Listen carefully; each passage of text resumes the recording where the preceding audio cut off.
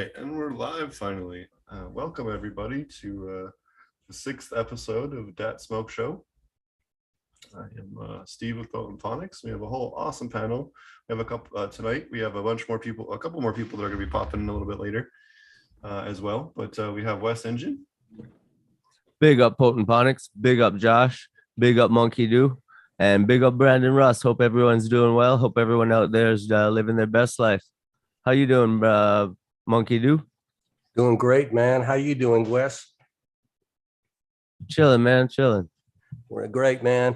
I'm doing fine down here in southeast Louisiana. Yeah, I'm all the way down here in the boot. How you doing, Josh? And that's cool. I didn't realize you were down there. Yeah, man, all the way down in Prohibition land. Yeah, man, the South is going to pop when it pops. It's going to be fucking real big. Yeah, I'm doing great, man. Had a good day on the farm. I did a little gravel road addition, making it easier to get to my shipping containers where I clone and stuff. So Awesome. I'm getting ready for the winter. What's up, Brandon? How you doing? I'm good. Just chilling here with my lady, just kind of hanging out, smoking. Hope everybody's having a good night. I don't got really too much stuff going on new. Just, doing the farming thing like usual, doing the Bokashi Earthworks thing like usual. Working on, what's cool? I'm working on some larger scale green waste recycling projects down in Fort Worth, which is cool. Getting that trying to get that online.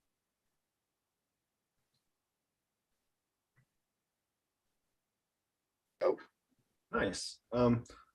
Yeah, just on what Josh was saying, definitely looking forward to seeing what the South is going to do here when the floodgates kind of open up a little bit more. I know, having worked in Georgia and in Oklahoma and with one of the people in Texas one of the three people that have a license in Texas, there's completely different cultivars you have to grow down there because of the humidity. So you can see a big diversity from what you currently are used to being the go-to strains in these more humid states, Louisiana, Georgia, Mississippi, Alabama, Texas, Florida. Those are all going to need more humidity tolerant crops, and they're going to have completely different terpene profiles, and just a different type of plant than what you'd see traditionally in indoor or greenhouse, or the drier parts of the country where we do a lot of our production.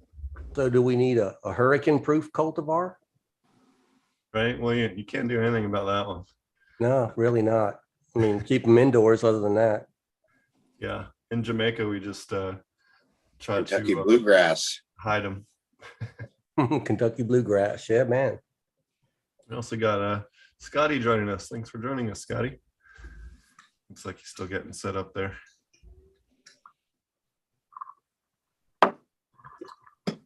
All right, I guess he's having some technical issues, but I'm sure he'll be with us in a minute. What's new with everybody? We actually have a Monkey. Do you want to introduce yourself? I don't think you've been on the show yet. No, introduce yourself to our listeners. I'm a regular over at High on Homegrown. I'm an administrator over at Percy's Grow Room, which is a UK-based grow shop. I mean, I've branched off into the world of international cannabis cultivation. I mean, it's kind of cool because, we all basically do the same thing, just learning the different, I guess, techniques and nuances of everybody, how they do it and what they do and things like that, though. But it's been really an interesting thing for me. And I'm really happy to be here tonight and kind of be a little bit more stateside, because usually everything I do is all international. That's really cool. Brandon, have you had anything interesting happen with you this week? I know you were traveling all around. Not so much. Just I had a Labor Day sale, so that was a little interesting. In what way, man? Just a lot of different, orders to fill, a lot of work that has to get done. Kind of overwhelming almost, I think.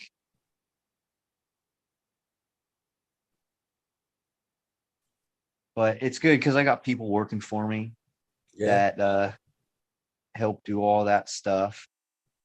And but I don't really have too much to anything really new going on right now. Just, like I said earlier, just working on the soil thing. I've got a biochar mix that I'm going to be doing, and larger scale green waste recycling projects where I can collect different types of organic matter from other industries, waste products, and then turn it into different types of composts or bokashi, stuff like that. Damn, that's pretty cool, man. You're basically turning garbage into gold. Yeah, it's a pretty cool business model too, because a lot of industries that have waste, they have to pay to have it disposed of. So there's all kinds of different like business contracts that you could potentially get a contract where you're disposing of their waste and they're paying for the disposal fee, and then you're also able to recycle that waste into into a agricultural product. So Usable, pretty sellable cool. material. Yeah, it's pretty cool. Just the art, the biggest thing is just making sure that everything is done properly and that all the mixes are, consistent all the time, making sure that there's no heavy metals. That's one of the big thing. But a lot of the testing that gets done is really inexpensive. So it's only $10 to test. So we go through all of our different inputs. Oh, you know what's actually really cool that I just remembered is there's this process. Hey, what's it called, babe? Again, it's called agglomeration. I forget how to pronounce it sometimes. But what it is you can take any type of like fertilizer or amendment. So if I wanted to take like, amino acids, humic fulvic acids, some micronutrient sulfates, and then things like any type of organic meals, alfalfa, and other meals for like NPK, bone meal, stuff like that. You can turn them into slow release time fertilizers through this process where they basically take heat. They'll take molasses and they'll coat it with, or they'll use like these, I think they're called sulfides or something. They're these organic binding agents, and they basically tumble all of whatever your recipe is together, and it comes out into a pelletized slow release fertilizer. So I want to experiment and build. I'm going to build up a couple of different yards of soil using some stuff that we already have made, and then I'd like to be able to make custom blends where you could just use these things as fertilizers that you can just top dress. That would be super dope, man. I would like if me as a customer could sign up and say, hey, this is my recipe that I've been using. Can you help me source the ingredients, or I can help. So some combination of help sourcing the ingredients and then pelletizing it. That would be fucking epic. Because then it makes it really easy for me to then put that recipe into a production system that has my specific flavor profile. Like I don't know if any of you guys have, like when we got medical, that was probably the biggest experiment for me in terms of getting weed to a bunch of people and hearing a lot of feedback. And I always got like, your weed has this certain flavor, and people would describe it as such, and it was really just the terroir, if you will. Even though I was in a warehouse, it's the terroir of what I was putting in there. So That's a super epic concept, dude. What's up, Scotty? Hey, Josh, what's going on, brother? How you living? Good, man. How you doing? You look good. You know, I want to look a little bit like you, man. You look like you've been smoking a little bit. Yeah. Just got off work. What's up, everybody? Steve, thanks for inviting me, brother. You can catch up, bro. You can catch up. I'm about to smoke one. My buddy, nice guy Kenny's here, and he's just like, "Hey, we can smoke, right?" I'm like, "Yes, we can, man." Hey, dude, I'm gonna try to shut up more than I do on my show. But dude, you were just saying terroir. I'm always trying to get why organics is low. I mean, I can get great flavor with organics and synthetics. But man, why does organic? What's your theory, man? You guys are organic gurus here, man. What do you think brings the flavor? Just everything? I can tell you. I can tell you what it is. So it has to do with carbon. So people don't address carbon as a nutrient very often, right? And some of these carbon sources, they're proliferating certain types of microorganisms that are releasing specific chemical compounds that trigger a response in plants. And I think that's what it is. We going 100%. biochar now? Just like a sourdough starter or a yeast culture for anything, for beer, you feed that certain flavor profile based upon the food, right? And I agree that the carbon sequestration that's in the soil really pulls out the community of microbes. And my quick answer, shotgun answer to that question is it's the we don't know factor. Like we get better flavors with organics than we do with synthetics. So we go, okay, it's organic, but then why is something that's really, really deep, and this it's all the unknown that we haven't been able to quantify or study. And so that's like for me, when I put on these conferences or educate people, I'm always like, you have to account for the unknown. That's the biggest factor there, and we're in the way. We only know this little portion, and we're going deeper, harder and faster, and it's good. And I'm on board, and I, want to know as much as I can, but I also want to account for the unknown. It's so cool to hear people say that. And I kind of can't stand. I'm training my buddy, nice guy Kenny. A guru left, and Kenny's going to be answering the phones for me for real growers and helping out. And I'm like, dude, do not try to bullshit. And if you don't know the answer to something, let them know. You're a human being, man. I can't stand it when you talk to people and they just, they don't know, but they're just fucking faking it, man. So I appreciate that. And when it comes to microbes, especially because, dude, we don't know. I know that combination of microbes works in recharge, man. Anyway, actually the guy that knows the most is Steve. Anytime I really want to know the mechanics of microbes, I call Steve, man. It's great. And the other cool thing is we've used it with planted aquariums. We've used it in aquaponics. It's fish safe. It's definitely one of the better products out there. If you're looking for something off the shelf that has a really good diversity, it's going to help you not get those fungal issues and stuff that you can, especially with the heat. Everyone's been dealing with the heat this week. If you let your soil get too hot and you don't have that microbial diversity from a good product or another source, you're going to definitely pay for it from Septoria to and especially Septoria. I mean, that blooms at those temperatures just fine. In fact, that's optimal for blooming is 85, 90 plus degrees. Where it really starts to spore like crazy. So if you don't have diversity from a good product like Recharge or IMO or one of your other, whatever source it is that you find works best for your garden, you're going to absolutely pay the price big time. Bro, is that a plenty? I'm sorry, hey man, I can't see who that is. You're just tiny in my screen there, dude. But that is a fucking plenty, man. What's up, man? Yeah, man. Scotty, man. My name's Wesingine. Yeah, man. I'm just That's awesome. I'm just a smoker. I grew up in the Caribbean, and that's where the name Wesingine came from. Growing up in the West Indies, but yeah, just a local grower smoker living up here in Canada now. I love it, man. I met somebody named Bridge a couple days ago. So I feel boring with a name like Scotty. But so you're a potent Ponics. It's like you own the brand, man. Your aquaponics, is that what those fish are?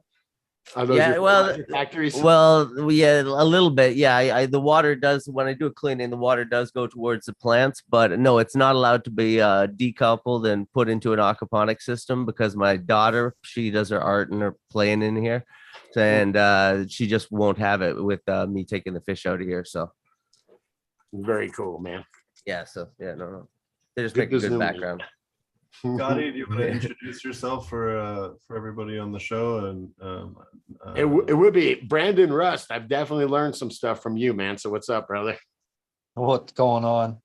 Yeah, man. Okay, it's still there's no face there, man. It's just I don't know. I'll take it, man. I'll take the voice. What's up, brother? Good to hang. Hey, nice to meet you. I don't think we've officially been on a podcast together, so We'll have to change that, man. Sometimes I don't like to hang out with people too smart, but we'll have to change that. I'm just having fun with you. Just like I was saying, can always say I don't know, brother. And that's my specialty. oh, there's always so much more to learn, There's just It's so awesome when you can trick. I call my special talent is tricking smart people into teaching me stuff, You're pretty good at it. You're at 1,000+ episodes, so you're king when it comes to cannabis content in terms of episodes, for sure. Man, I love you guys. I love all this stuff. It's so much So, fun. is there a DGC Cup coming up anytime in the Northwest? Man, dude, we broke Guru with the last DGC Cup, man. You broke We him. broke him. It's a lot of work doing that. Yeah. Man, we all got other jobs and stuff. We do the Dude Grow show as like just kind of labor of love, just for fun. So to then put on that event, it was insane, man. Yeah. So no, I don't think we're doing too much extra. Look at that beautiful setup, man. It is cool. what's everybody smoking on? Oh man. What do you guys got? Amnesia right now. I've got this Ghost OG Lime Pop Kush. Oh, nice. Jesus, that's a jar right there, man. That's a jar. It's full one. These have you seen these jars? You gotta check these out. They're insulated. They're like the what's that cooler company? Yeti. Yeti. They're like the Yetis of jars. Oh, you have to get a Yeti. I can't pull it You're out, gonna be but there's a glass insert inside a insulated housing. So they actually do videos where they'll fill them full of ice cream and set it next to a mason jar full of ice cream, and come back 8 hours later and it's still ice cream, or whatever the thing is. That's pretty clever. That's pretty neat. Yeah, they're here in Seattle. I got some fresh bud from Jordan River. I was hanging out with him earlier this week. This is Peach Quake something or other. It's fucking amazing. It's really caramely. Reminds me a lot of like old school Island Sweet Skunk. Hopefully you can see the bud okay. But it is really, really, really tasty. It has that like just thick caramel aftertaste to it, like candy. It's fucking great. Hey, that guy Bridge gave me a dime bag. There we go. When was the last time you got one of these, man? Come on, man. 1998. Great. Like, pass that a bar to you, man, across the table. Yo, check this out. Under the man. table. What you talking about? Believe it or not, I get dime bags mailed to me with like seeds, like check this out, type, Right. like it's like a couple nugs, and it's really fucking cool. Speaking of check this out, Josh and I had a really fun encounter at JFK. Okay. We were hanging out. We were Really? going. I won't state the reasons why, but him and I were traveling from one place to another and had to go through JFK, and we had just come from a big weed event, and we're like sitting at the bar and we're talking about all the good weed that we like there, and he just cracks the jar. He's like, smell this. And then it occurs the airport to us that it's like totally not cool where we are. So the bill was like $20 for 2 beers, so we just left like $60 and booked it. Sometimes I get on a roll on these events, and I'm just like, from weed event to weed event, I just think the whole world is like cool with weed, and I'm just like, Yeah. Mhm. Here we go. Like, light one up, bro. Like, You know, I still fucking laugh sometimes when I think about it. Dude, the San Jose airport at the Emerald Cup was where the most ridiculous weed scene I've ever seen happen. I was telling you that cool hippie chick, and she's flying home from San Jose from the Emerald Cup, and she just takes 6 full big old mason jars of weed and puts them on the belt to go through security or to go through the x-ray machine. She's my hero. I was just like, oh my God. And the guy goes, Gene, what are we going to do about this over here? It was awesome, man. It was awesome. I want her number, please, now. I put an ounce bag in a bowl in one of the, the little trays. You forget that it's in your pocket. I just put it in one of those like belt trays and put it through, and they didn't take it. Yeah, you might be all right. They're not looking to fuck with you. They're really not. They got other shit to do. But no, honestly, I don't do this anymore, but that's why I'll say it. But there was a period where I was flying with my medical limit. Often, yeah, as long as it's in your carry-on. My wife was in Minnesota, and so I was flying out to see her, and I would take my medical limit with me, and so sometimes they would look at it, and the guy would be like, "Damn, nice, bro." It would be like in your carry-on. I would take like an ounce or 2 in my carry-on, and the rest in my luggage inside like a turkey bag, inside a wet bag. So like. Yeah, I did it. I would say at least this many times, You guys ever seen the turkey bag rep at the weed shows? they actually bought a booth one time, and I was just like, no fucking way. You guys know, huh? Did you ever see like the sales for like by the county of oven bags for Glad?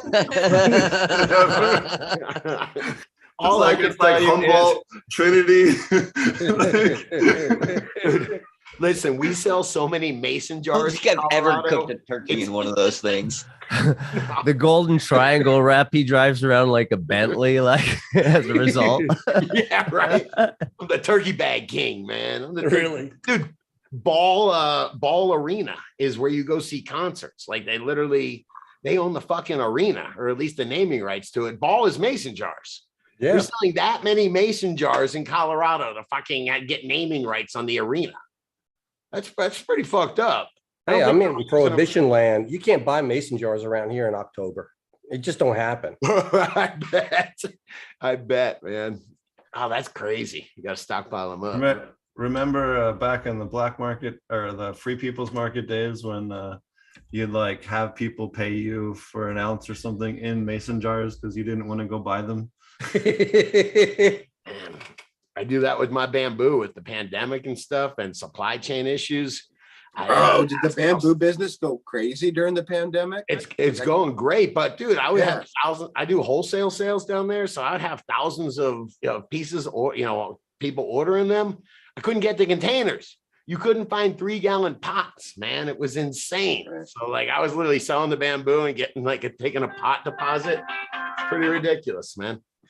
So yeah, I know the feeling, man. No mason jars, no pots. I got lots of pot, but no pots. All right. When that shit started coming down, I started buying these fuckers by the box. I was like, give me 2 boxes of those, please. Yo, man, I hedged my bets just in case all shit went loose, man. Went crazy, and I got gold rolling papers, man. So nice. You know what I mean? You invest in gold and you can smoke, man. It's like killing 2. No, just kidding. I got these for my birthday from a dude, and I couldn't believe that they make gold rolling papers. Yeah, you go to a restaurant. Hey, you accept gold rolling papers? Monkey, what's up, man? How are you, brother? I'm great, man. Doing fantastic. No, I was saying, you walk into a restaurant, you want to pay in gold rolling papers? That's you fucking you get me, man. You get me. He's gonna say, hey, there's nothing in that paper, man. Yeah. You open the safe, it's gold rolling papers. That's it. All gold rolling papers, top to bottom. Seems like a good investment, man. I called. They're all stacked up like bullion, with rubber bands. Yo, man, that's a good thing to talk about. I have a big bunch of seeds, man, for just, I would feel so dumb if the lights went out and the stores closed and I didn't have no fucking seeds, and I don't know, I bet you guys have a big old seed vault, no? Oh yeah, I'm over 1,000 strains now in mine. What about I the have- other things even? What about just as far as Oh, so Yeah. my the lights go out, man? my veggie seed collection is over 4,000 species. So That's Well, pretty. that's That's pretty my, like- impressive. That's larger than what I have, and I have a pretty impressive so that, seed, like vegetables and flowers and stuff like that. Yeah. Herbs. so after I gave up playing WoW and doing Star Citizen and some other stuff, I was like, well, I still want to, like, I have this money, like 25 to 50 bucks a month I was spending on like stupid stuff. Like I should just take that and spend it on seeds. And so that's like kind of my late, like maybe once a month I'll get on and have one too many drinks and buy a bunch of veggie seeds or herb seeds or Yeah. something. And I don't feel guilty about it the next morning. I'm like, cool, like nice, like whatever. One too many drinks, and I bought these jeweler's loops. I got like 100 of them in the mail one time from Wish.com, and I was like, "What the fuck?" And I was like, "That really happened, didn't it, man? That really happened." Alibaba. Ah, I know the feeling of.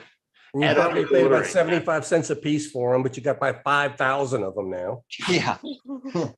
And I was saying it this- takes 6 months to arrive. Yes, by that time you've forgotten. You're like, "What the fuck is this, man?" Speaking of Alibaba, like, so Steve will know exactly what I'm talking about. The like vertical lettuce grow towers or herb tower type things. Like, Yeah. I'm sure Steve will, as soon as I say this, he'll have like want to cut me off and have his own version on how to hack it and do it way better. But I think those some version of those things are, I don't have one right now and I'm ashamed. I think we all should have one. You can grow like so much lettuce and so many like real herbs in like a 2 foot, 2x2 square foot, whatever it is, 3x3. We all have the grow space. I don't know. If you, the reason I was thinking about it is because on Alibaba, it's just that it's like $50 a pineapple tower, and then you get like looking, it's like, oh, if you want to buy one, bro, they're 500, so like maybe we need to do a bulk order and find some way to like, distribute them to each other. Dude, I know a farm. I work with a farm out here that had like a huge greenhouse full of those things. And they ended up switching out to soil and beds. I wonder, they probably still have those just sitting around, hundreds and hundreds of those towers. So actually I'll pull up the towers he's talking about, but this is the standard, like That's a zip tower, right? It's a zip tower, yeah. So that's the standard one. This is the one that I designed, which you can do 14 Nice. heads instead of 10. I like the one that has the big thing around because you can get so much on it in such a small space. Freaking cool. Just for like home use, like vegetable, your kitchen garden type thing. And like it also like, yeah, I'm a soil guy, mostly. I use aquaponics to charge my soil. So like, I'm totally on that vibration, Brandon, but like having one of these like next to your kitchen or like next to your kids' discus tank, with a little rock bed in between it is like, why the hell not? That type of deal. There's even bigger ones that can have more heads on them, Yeah. The problem is that you're never going to get any light on that north side. So unless you're artificially lighting them, it only makes sense for them to be a half circle. Gotcha. You guys seen the living wall where it's just got a bunch of pockets and it just drips from Yeah, one to what's the other up to with the other? that? Have I you got, put one in my grow and it worked awesome. It was going to kill my plant count. I was going to do just little reskers out of it. But man, for lettuce and stuff, I don't know. It looks awesome to me. Have you, Scotty, have you seen the system where it's like you have to crawl up inside of it, and it's like there's one light in the middle and it's a a big circle. There's like 360 plants in a circle and it spins around, dude. Yeah. What happens when you give somebody like me, if I were to win the lottery, I'd be like, dude, I'm telling you, man, this is the design we got to go with, I remember those back in the day when I first started. I seen those in like the hydro shops, and it was like an HPS light in the center, and then you could stick your rock wool in there and it would rotate around. Like That is hilarious. And I never ever saw one operational. Sounds like too many moving parts to me, man. Oh, They have the other ones too, the circular ones. The circular ones, I've seen those in lettuce production, and I actually saw a guy doing that in cannabis, not super successfully, but I did see him doing. Just putting slabs up against the wall, just taking Rockwool slabs. Yeah, that concept. dude, Yeah. dude. Man, Dude, put it yeah. on the internet here. There's a guy in Like Minnesota junk. that has a whole lettuce production of that concept. It's Yeah, wild. So the problem is you have to do hydro because if you do aquaponics, the water eventually drips onto the leaves and then immediately makes it not sellable. I think I saw that back in Epcot in probably 1995. At the Yeah, craft- yeah, in the craft thing, you know, the whole centrifugal space grow thing. you are right. The land. You got it. You saw it too. I'm from Florida, man. I used to go every spring. Yeah, we'd go for school. Yeah. And may or may not have hallucinated there a couple times. Yeah. I got it. Been there. Oh shit, man. Great place to actually have a little fun, if you know what I mean. They have if you, depending on how much you pay or who you know or who is in your family, you can go. They have a whole back of the scenes tour for Epcot for the aquaponics system. It's really, my uncle used to be Imagineer for Epcot actually. It'd be awesome if it was like the complete opposite. It's like super evil back there and stuff, man. Right. You know, right behind the scenes. No, I'm just having fun. Hey, I was gonna ask you guys just because we were talking about different grow systems. I don't know. Is it just too much of a hijack to ask what everybody's first grow system was? I can start with Rockwool slabs. I was convinced. Mine was exact replica of the Mr. Green, who we just got to recently meet. Jack, he'd paint himself all green, and he would do this these little 4x4 hydrotin grows. So it was a drained There you ebb go. and flow. Yeah. Yeah, I was there with washing the rocks.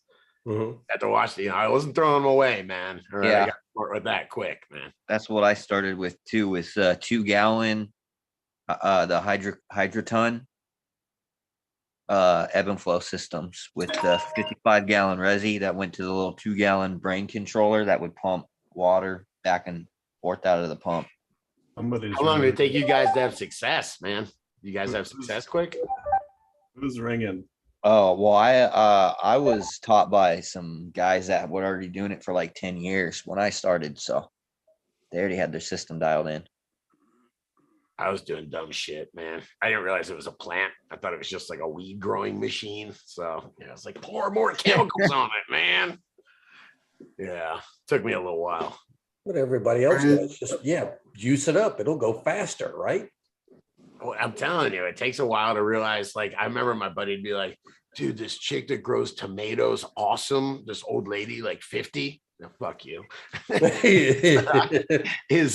She's great at growing tomatoes. She grows the best weed. And I'm like, what does she know? It never occurred to me to just learn how to grow good tomatoes, man. There he is. There's Mr. Green. Oh, yeah. Remember Mr. Green?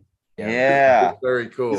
He's gonna come on one of these episodes on Wednesdays. He normally works this time, but he said he'll let us know when he can pop on. Okay. He's a super cool dude. He came out to Maine and kicked it with us at the Regen conference. Yeah, that was super cool because he was, before I read any cannabis book, I had like memorized his whole DVD called I Grow Chronic, which you can find on YouTube now. He has a great books too. In fact, let me plug him real quick because he's been really good to us. How can he not be super cool, man? He dresses up in green and then shows people about growing weed, man. Yeah, man. He's got. He was like the first. He internet might be outlet. like-minded. Yeah, no, he had, as far as I'm aware, the very first cannabis growing like video content out there before YouTube, Wow. before anything, back in the like 2001. I Before remember High Times I put remember there everybody was some VHS tapes with a couple of dudes that used to do grow videos too, man. Yeah, what was that? I seen that. Well, it was Paid money for that thing. Also got my my copy of Regenerative Growers Guide, Garden Amendments from Nigel Palmer. He was on last week with Chris Trump. Definitely check that out too if you're looking for good books. Man, I wish I still had my how to manufacture. I won't say it. Is it? I forget it. Uncle will say. Fester's book. Uncle Fester's book. No, I bought a book one time in Amsterdam. I bought some spores, and it was a book just called "How to Grow 10,000 Doses of Psilocybin in Your Bedroom Each Week." And I was like, I bought that book and the spores, and that's what I went home with, man. Wasn't it written by Dennis McKenna? If memory serves It me right? probably was. I wish I still had it, but I just remember looking at that title. Like I was there to buy seats, and I'm like, oh, it was pre-internet, man. Dude, pre-internet, knowledge was hard to come by. I don't know any of you older folks. Do you guys remember that, man? Yeah. Dude, you have to have people Yeah. teach you or study a fucking book. No, I don't know, man. Oh, even like 2010-ish, like, you know, Yeah. I literally remember 2010, like Googling aquaponics, cannabis, marijuana, aquaponics, like every day to see if there was new content coming up, you know? And when you And that's found when some, you when were I saw stoked. Steve. Yeah, I saw Steve and I was like, whoa, there's a guy growing weed in aquaponics. Like, holy Yup. shit, let's go, bro. You know? And that's when I was like, dude, this internet is so great, man. It's fucking awesome to have all this information. And it only took us like 10 years to really fuck it up. Hey, I remember when Mylar was the shit you put on your walls. I saw that. That was funny. You are so right, man. Remember, I got a Mylar, the walls, and nothing got more fucked up faster than the Mylar. Well, welcome, Cat 420. He's coming to us from Cambodia. I thought that was just tinfoil. That's so awesome. You know, 30-40% of the people started by grows like tinfoil. Reflects like shit, by the way. Okay, white paint. Just use some flat white paint, kids. All right. What's up? Wait, Cambodia all right, I'm gonna. Yeah, I'm in Cambodia this week. Wow. Saturday, I'll be back in Thailand, back home. Hey, Cap, I'm Scotty. It is nice to virtually meet you, man. Nice to meet you, Scotty. I always get accused of hijacking the show, but this is just hopefully a conversation between friends. So if we were all smoking a joint and the dude from Thailand and who's in Cambodia right now showed up, I would have to smoking a joint. Yeah, smoking man. a joint. I mean, yeah, I know it's legal there. Steve, I know Steve was talking about going over. What the fuck, man? That's how I'll start this, man. I'm a good interviewer. What the fuck, man? Well, Cambodia is still kind of iffy, but I've never had a problem smoking on the street here. So it's a good place to come relax. Usually it's a little bit cooler like today and get away from Thailand a little bit. What? And it's legal. Steve was telling me, man. I don't know. Are you still going over there, Steve? You were talking about going over to Thailand, right? Oh yeah, no, I'm leaving here at the end of the month. I'm just waiting 10 on days. the paperwork to go through here. I should be leaving the week of the 20th. I'm not quite sure which day yet. Yeah, and that COVID insurance that they want you to get is only like $10 US a month. If you buy it at 6 months, it's probably even cheaper. For like $200, I can get like a $250,000 policy on health insurance, and if like anything happens to me, it's like so cheap. There's no reason not to go the better route. There you go. Hey, so let me ask you. Oops, Go ahead. Go ahead. This is just a hijack. Sorry, if you guys No, go for it. You're welcome. There's no hijacking this show. That's the whole point. Is like it's just if we're all hanging out. Yeah, I would be rolling a joint, and I would be, this fucking weed looks dank as fuck, and then I find 3 seeds in it. Does that make you think less of the weed, or does it make you, if it's dank as fuck, make you want to plant the seeds? Plant the seeds. Dank, I want to plant the seeds. Yeah. I mean, well, you got to worry about it, Hermit. I don't want to grow Hermit weed, but it's probably Well, if it's only 3 seeds, man, it ain't gonna harm much. So plant the fucking seeds. You never know if you can win the lotto unless you play, bro. Exactly. Is that how you guys? I'm so, God, man, I feel bad saying that because people are handing me great. It just depends on your situation. Like if you only have limited room and you need some success, right? Don't play with risky shit. But if you are someone like me that's like, oh man, I just want to find anything, and I'm willing to grow a bunch of horse shit to find something cool, that I'm like, give me that, I'll do it. Yeah, you're so right. It's such a different. Hey man, glue came from a herm, so you know what I mean. Right. The Bicket came from a herm. Lots of stuff has come from bag seed herms. Lots of stuff. Don't be Dude, afraid that to Bicket, experiment if you can. that Bicket cut experiment. is fucking nice, dude. That thing will hit 30% THC and 4% terps. Yeah, you've probably So grown cool. it the most commercially of anybody. I'm sure of it. Including I I actually have- don't, I don't have it. I don't have it anymore. I actually accidentally lost it. how shitty does that feel, man? Yeah. Losing. I mean, come on, we're smarter than that. I just almost lost a gelato cake that is insane, a purple gelato cake, and I had one freaking ugly clone that came, man. What we need to do is organize like a community tissue culture bank. You know, like where it like somehow, you know, like you could pay to be a member and drop. I don't know. You know, people do this with other shit. Don't buy That'd be that. kinda cool. It's happening now, though, man. That shit Yeah. is there. Instead of someone trying to make make it take advantage and be like, oh yeah, no problem. Give me 10 grand in 16 months. I may or may not give you something legit. You know, like, but if it's like, you know, like you're paying into the thing and everyone pays their dues and it just keeps the thing going, it might not be that much, you know, like I'd pay $50, $100 a month to be a part of a thing that, you know, we could all put in. And then at the end of the day, I can buy a genetic out of as a member, you know. dude, I'm just man, come on, let's. I think do I it. just came up with a Organize. good idea, right? Organize, man. You'll be president. I'll be vice president, man. No, dude, you're- that's a great idea to explore.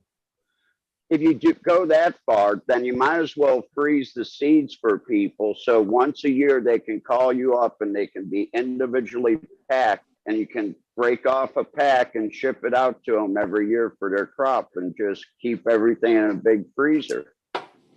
Dude. Well, speaking of genetics, dude, are you just able to bring genetics into Thailand and stuff? Are you guys just starting strong or what's the deal there, man? I just found out where all the California popcorn buds are. They're all in Bangkok because the guy didn't even have the balls to take like alcohol and wipe off popcorn underneath the name of the strain. And my friend went to open up the bag. I took it out of his hands. He goes, "What are you doing?" I go, "I'm not even gonna let you look at this. This is so low quality, they ain't even gonna be funny." And they were growing it there? You're saying like No, it's all Cali packs right now here. got it. What? There I know, are it's like we're getting our revenge on the Yeah, dude. 70s. Now we're sending I you was- there. Dude, A when I was in 3-hour Harare, tour. Zimbabwe, when I was in Harare, Zimbabwe, I could get California bud delivered to my hotel, like from Instagram. It was, or not Instagram, Snapchat. It was fucking crazy. Like I couldn't believe it. Like, you could get mushroom stuff. Like I was looking at this and I'm like, this is insane. I mean, it was like $400 an ounce US, but I got to get better at this, you guys. This drug game. What's that? Drug- Sorry, you missed your time, bro. That to time buy more AC 130s, dude. you're better off being an influencer, Josh. Oh fuck. Man. It was good hanging with you guys. It was really fun. I had no idea what to expect, man. Yeah, man, you're welcome any Wednesday. We just kind of hang out. This is kind of like a bit of a different vibe than a lot of the other content that a lot of us put out each week. So it's a little more relaxed. We kind of just have fun and Right. whatever the conversation goes, it goes. It's Wow. I have a bunch of news articles and stuff in case things wind down or anything conversation wise. But yeah, West Virginia is talking about possibly doing a 10% THC cap. We'll see if they stick it or not. They usually fails, but we'll see. I was gonna say, like, no way that'll pass. And then you go West Virginia. And I'm Dude, like, oh, shit. Tennessee's going to All come bets up. are off, man. I bet Tennessee comes up. My family recently moved there, my parents and my sisters.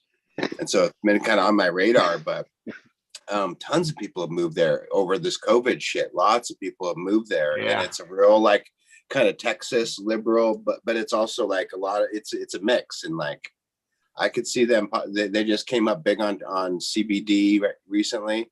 Yeah. Wait a minute. Did you say Rednecks Texas don't mind liberal? smoking weed. Rednecks don't mind smoking weed. I know a lot. Yeah, I get the controversy, the juxtaposition term I was saying it on purpose. Okay, Yeah, you know, gotcha. There's so if anyone's into carnivorous plants, the coolest of all of the carnivorous plant nurseries is in Tennessee, which is called Red Leaf Exotics. They are the top premier place of all of North America when it comes to aeroids or nepenthes or a whole bunch of other things. So I love he's a picture great flowers. YouTube channel too. His YouTube channel is amazing. But look at the diversity he has just on the pictures. Wow. This is Wow. crazy. He's on a whole other level compared to anyone else. I need to step it up, bro. We all need to step it up. Look at that. Right? Yeah. But can he grow cannabis? Who cares? Who cares? Yeah. Like these are worth more. I do. per plant. Some of these nepenthes are like 14 grand each. Oh, yeah. Yeah. They're beautiful. Flawless. Amazing. But yeah, check it. He has a great YouTube channel as well. It's called Red Leaf Exotics. It's really, really awesome. I mean, the guy is like, I guess as flamboyant as Richard Simmons, but you know, if that doesn't irk you, it's a great YouTube channel. I think he's great.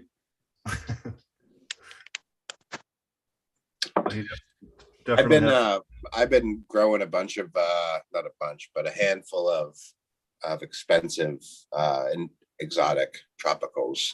Monstera. I got a a variegated mint Monstera, that I think I paid $500 for an unrooted cutting. I heard that Guru was telling me about that, and I didn't believe him. What? Yeah, and I got some. At least it gets some me high as fuck if I pay for $500 for a great cut. I know, yeah. But I felt like, man, I've sold some cuts that are expensive, and like, so I felt like, okay, if I'm willing to sell and someone accept someone's money on this, like, I should be willing to buy someone else's plant, that's super cool. And so I bought that, and then I think I spent $200 on some tissue culture maple leaf philodendrons, and I've had them for like 6 months. So I had to grow them out, but they're just about this big, But you get them to teach me about that, man. Because I don't know anybody that's bought tissue culture.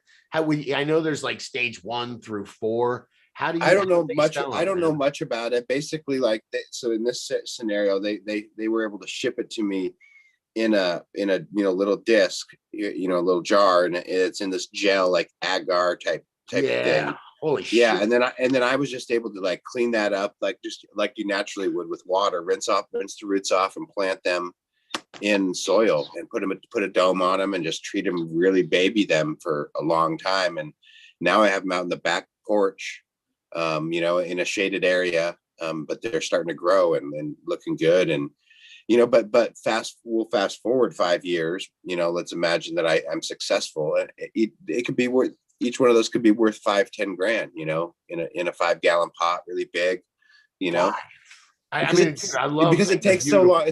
It takes so long. Is that what it is? Yeah, it's beautiful, and it takes so long to grow. And so someone that has money is like, doesn't have the time, is willing to, just like anything else, they're willing to pay for it rather than make a watch. They're willing to buy one. Yeah, it's a different form of art. You got to think about it that way. It's a living form of art that people put in their house, and so you're just producing that for them. Crazy how somebody would look at us with I knew someone had paid $10,000 for a G13 clone. Well, at some point that's going to clone happen, where there's going to be people, like, at LA, this will hit first, where they'll say, hey, I can't grow it, but I want living plants in my house. I want you to come tend the garden, or I want you to come bring in flowering plants and put them in my house and let them finish up, in the corner of the property, and come in and trim them and bring me back the bud. I don't know, all sorts of variations of business incubator in your head, man. I am, dude. I'm fucking crazy, dude. My head is super nuts. Oh no, 2 good ideas. I don't know. Let's wait for some crazy ones. What type of plant is this that you're talking about? The cannabis plant. No, I'm talking about Monstera. I've heard people say it too. I know what it looks like. It's not like something. I'm talking about Monstera. Oh my god! Philodendrons. Can you find one, Steve? Can you find what a Monstera looks like? So let me, now that my mic is on, let me actually be able to talk to you instead of trying to talk to you, but not having my mic on. So it came up in Bangkok a couple days ago. I was approached by a couple people that want they don't want clones, which I'm glad to produce for them. And from what we're talking, I'm glad to produce taller plants for them because they want to be able to flip in their grow rooms. Their indoor there, greenhouses. man. It's indoor or And light depth. both. There's plenty of power. Both I here. see the window. I see the mini splits behind you, but plenty of power, kind of similar to America, where you can get 100 amp service and 200 amp service in. Well, it comes in a little bit differently, but you can pay for whatever amp service you want. They'll come out and put a new transformer on the power line for you, the pole. Yeah, same as America. Okay, cool. Wow. But the people are asking for taller plants ready to be flowered, and they're willing to pay that added increase for that added height. Sure. And a lot of rich people want it because they're like, well, you grow it up for us and then we can buy it from you, bring it to our house, put it in our room and tell our friends, yeah, we're growing it, because they literally are. They just didn't start it. It sounds like what people do with my bamboo. I sell clones of bamboo, 3 gallons of bamboo that are rooted out. People will take them, shade, acclimate them, bring them, make them perfect and bring them into malls. I mean, it's kind of the same shit, no? Do you have customers like that are like clockwork? They're replacing the bamboo for fresh stuff. You know what they do? They constantly, like in the malls. Yeah. At least they, from what I'm to understand, they're consistently cycling through those plants.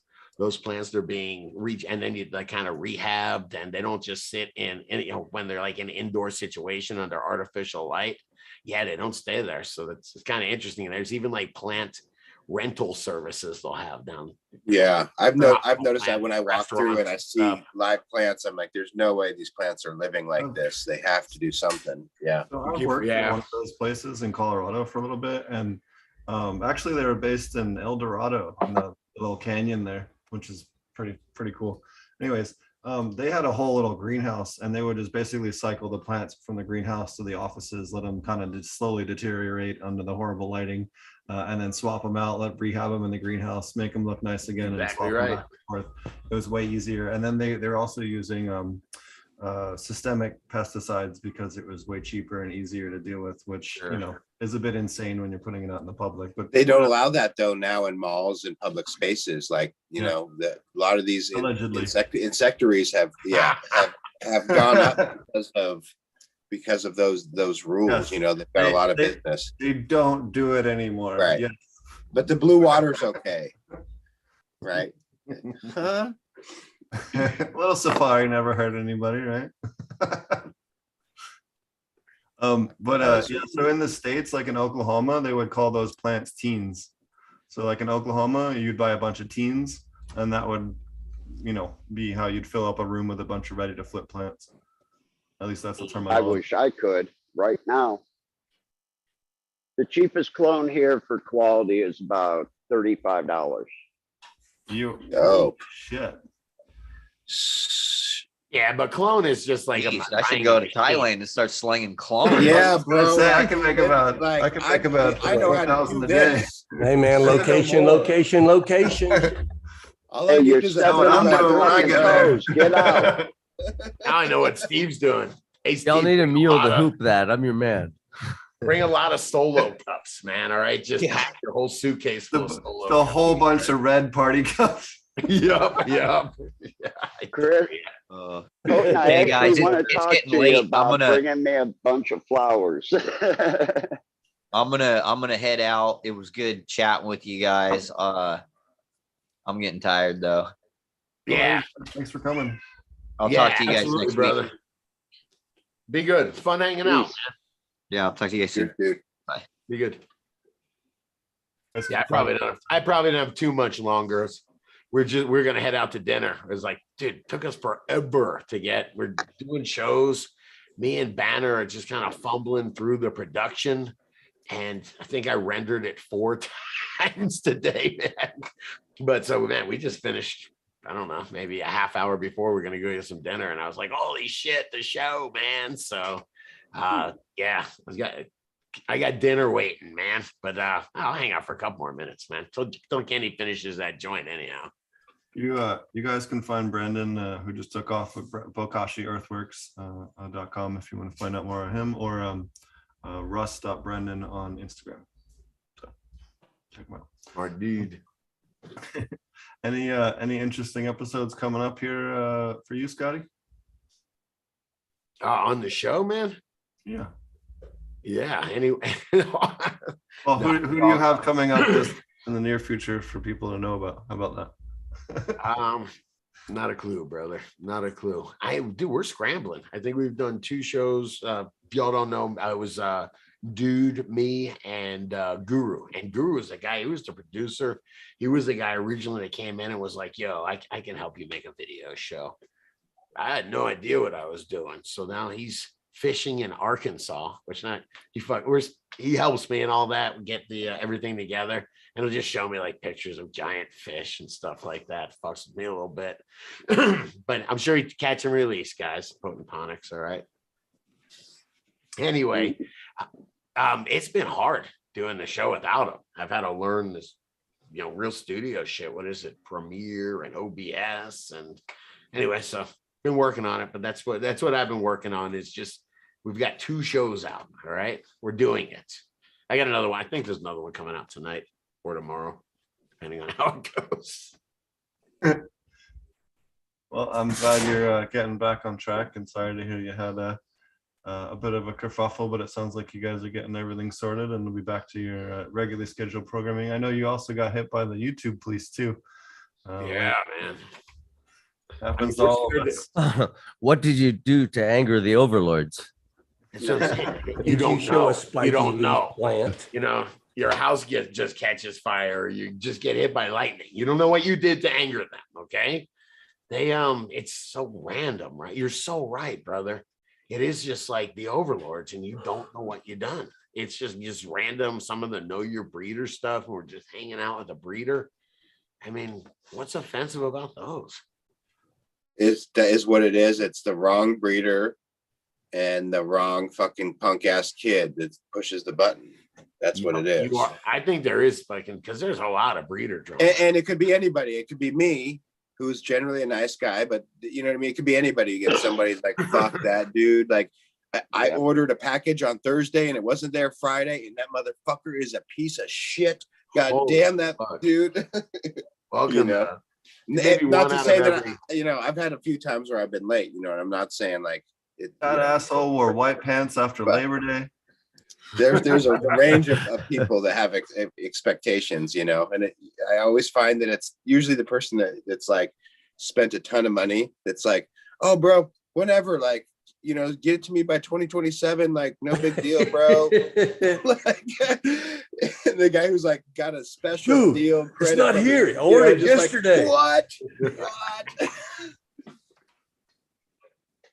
Good shit. Anyways, I'm being an asshole. Mason in chat had a funny thing. He says, "Got to be careful selling teens in Thailand." Oh man, doing kids. But it does happen. But it does happen. Yeah, I had a different market name. Yeah, you want to make sure you get that right, huh? Oh, I thought you meant teens, man. That's a different smoke show. I told you, Steve, I followed this guy at a dead show that was saying $50 sheets. And then I was like, really? And I followed him all over the place for these $50 sheets. And when we got there, he had all these tie dyes, man. He was like, here you go, man. Here. And I was like, fuck, man. Yeah. So tricky words, bro. I don't even know what the going rate for a sheet is. It used to be $100 or $80. That's what it used to be, right? It was the best model there was. Used to be. That was like the 8th grade business model. Come on, man. We'll turn 100 into 500, man. Yeah. Family tells me that I can't get more than 1,000 a sheet, so no more than $10 a hit in Thailand. Oh, allegedly. Allegedly, yeah. The tourists are pouring in, wanting more. Man, tripping out in Thailand might freak me out a little bit. That might be a little heavy. Actually, it's wonderful. Jungle, man, in the jungle. Is it like Florida? Everything in the jungle or in the woods in Florida wants to kill you, like that in Thailand. Yeah, you when you go off the path, you can expect that, there's things very, very much smaller than you that end your life in 6 steps. Yeah, right. There's a lot of they have like 34 species of vipers and like 8 species of cobras. They have like half of the world's species of kraits. They have like a whole bunch of different venomous snakes that don't exist in many other places. So it's going to be fun. I'm actually up in the hills in Petrobon between 2 different nature reserves. So I'm going to have all kinds of creepy crawlies. Who's scared of snakes, man? I'm not. I like snakes. They're great. Me man. too. I like them. Yeah, I had a blast in Zimbabwe for that reason. I'll admit, I don't like them if I don't know they're there, but once I know they're there, they're fine. I'm telling you, I was riding my mountain bike and I was cruising down this hill and this guy just stopped. He was like, "Hey, stop, man." And I stopped, and sure enough, about 10 feet in front of where I stopped, there's a coiled up small rattlesnake. And I was told like the smaller ones are even worse because they can't control their venom. They just release it all. And I was like, holy shit, this guy fucking just saved my life, man. Like I was about to run over this thing. I either would have ran it over or it would have got me in the ankle. But I fucking hate snakes, man. Whether I know they're there or not, man. Not hate them. I don't hate them. They're in my greenhouse like garden snakes. Right. And I appreciate them being there, but I'm a 40-year-old dude, and I am, like I kind of tiptoe around them. I'm like, okay, cool, what's up? You know what I mean? Like I know they can't hurt me. Like let them have their space, my man. Pick them up, yeah, but I still just kind of like, I'm just not, and I don't really care for spiders, to be honest. Like even though like I totally appreciate their distance and everything, like I get the heebie-jeebies with spider webs. And like, it's not logical, right? It's just totally illogical. But, well, if we could have the spiders without the webs, but when you mow in the grass and it's freaking 3-inch fucking banana spider's got this web that's like a freaking net, and you literally go through it and it hits you in the face. And the only thing you can think of is where's the spider? Where's the spider? Where's the spider? You're doing that dust off thing where you're hitting your head everywhere. You're like, where is it? Where's it? Where's it? The only thing Yo, I don't like spiders then, but I don't mind them if I can see them. Dude, I don't like spiders because there's a lot like in Florida, the whole brown recluse thing is legit. When I hell yeah, man, I know. Build a bamboo nursery. I remember like I didn't have that many neighbors. I'm in the sticks, but I did have a few kind of neighbors that lived within like a mile. Every one of them or their kids had been bitten by a brown recluse, like had the necrosis, like the hunk taken out of their calf, or where I was like, oh my God, dude. Yeah, I feel lucky I got out of there. I ain't saying it, man. I will say this, having gone to the Amazon and Africa and in the Caribbean now, and some pretty wild places, like really wild places. North America still has the shittiest fucking undergrowth to walk through of everything. Oh yeah, the poison ivy, the poison oak, the poison sumac, the ticks, there's just the stinging nettle. Like nature attacks you here way more than any of those other places. Would you trade Australia out back? I haven't been to Australia yet, so I can't add that one to the list. I don't know. Something about huntsman spiders with a 12-inch span on them. That just, hell no. So the huntsman spiders in South America are bigger. We have the bird spiders. Same size. Well, they have the Goliath bird eaters there too, but the huntsman spiders, they're bigger than a Goliath bird eater, but they're not a heavy-bodied tarantula spider. They're more of like a long-legged type spider. Yeah. But they're a ground spider. But they get bigger than the Goliath bird eaters in terms of actual bird eater, size like with their they legs eat out. birds. Slow down there. Actually, they can eat birds. Yeah, I got that. Feed mine up. So I used to have a Goliath bird eater, and we would feed it a mouse like once every 3 months for calcium too. What? Okay, so you're feeding your spider a mouse. Oh my gosh. Yeah, here, I'll show you. Oh, okay. Well, let's do this. That's good, guys. We're going here now. My wife's yelling at me. I have to Hold on, leave. everybody. Here we I'm go. not leaving until I see this shit, man.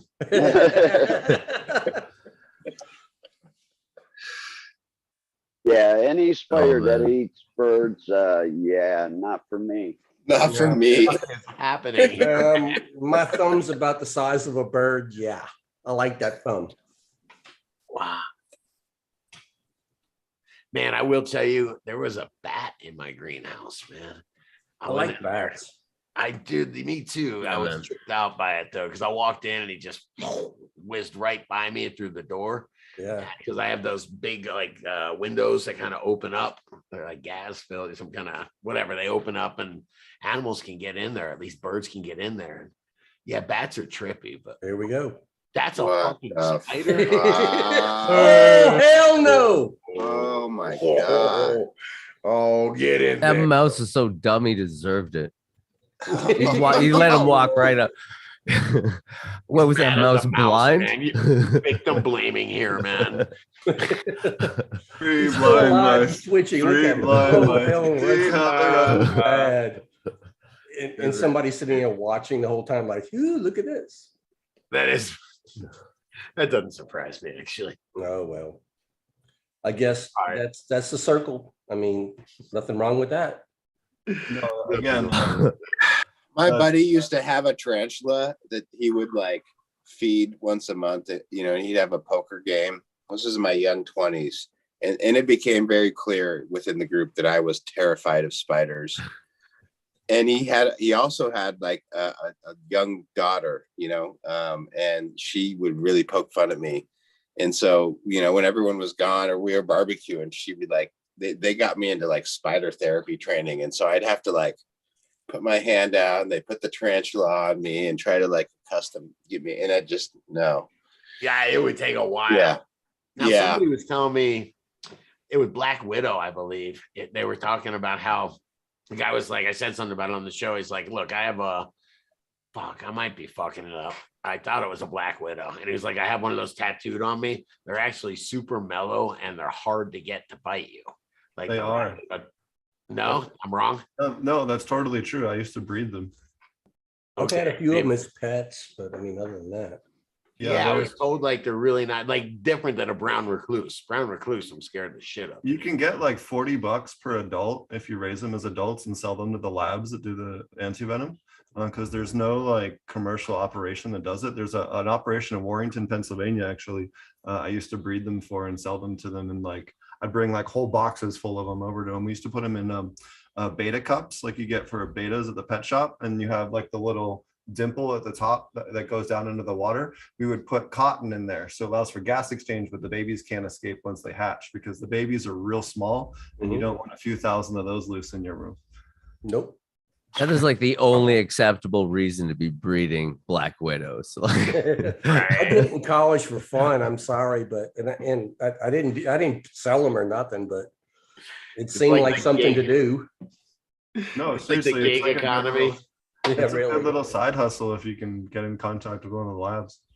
I mean, it's like everybody's got 7 jobs now. I drive for Uber, I deliver for Amazon, I raise Black Widows. Damn I- right. Yeah, but man. Steve's are I raise black widows, I catch birds of prey, I design huge massive aquaponics. Whoa. That was Cannabis. birds of he also trained dancing pigeons. Let's not forget about the dancing pigeons that he trained and saved from those birds of prey several times. Respect. Sky parties, man. Hey guys, I do have to bail. My wife's kind of yelling at me. She even got my kid to start yelling at me. Prompt something about eating dinner as a family. Well, I get that. Dude, it was great Right. hanging out with everybody. Thank you for the invite, Steve. It was just good to fun to hang out with everybody. Absolutely. It was nice Come hang out virtually again. meeting you. Yeah, Nice to meet you, absolutely. Scotty. brother. We'll have to do this. It again, really man. was. Yeah, it was like going to fucking. Remember when you go to people's house, you'd be like, "Dude, I'm gonna stop by my buddy Steve's house. Don't worry, he's cool. I'll bring you along, man." There'd be 5 or 6 people hanging around some big ass velvety furniture. Here we are. Yeah, man. So that's what this felt like to me. So thanks Yeah, for but- inviting me. This couch has a funny smell, though. It sure does. I love it, brother. There's a frisbee hitting under it, isn't there? That's it. Mm. Be good, boys. Good hanging Yeah, out, man. Steve, thanks for the invite, brother. You're muted, sir. But thank you, my friend. I appreciate you. Thanks for stopping by, Scotty. It was awesome having you. Take care. Take care. Joda, what's up? Going on? Happy Wednesday, everybody. Thursday.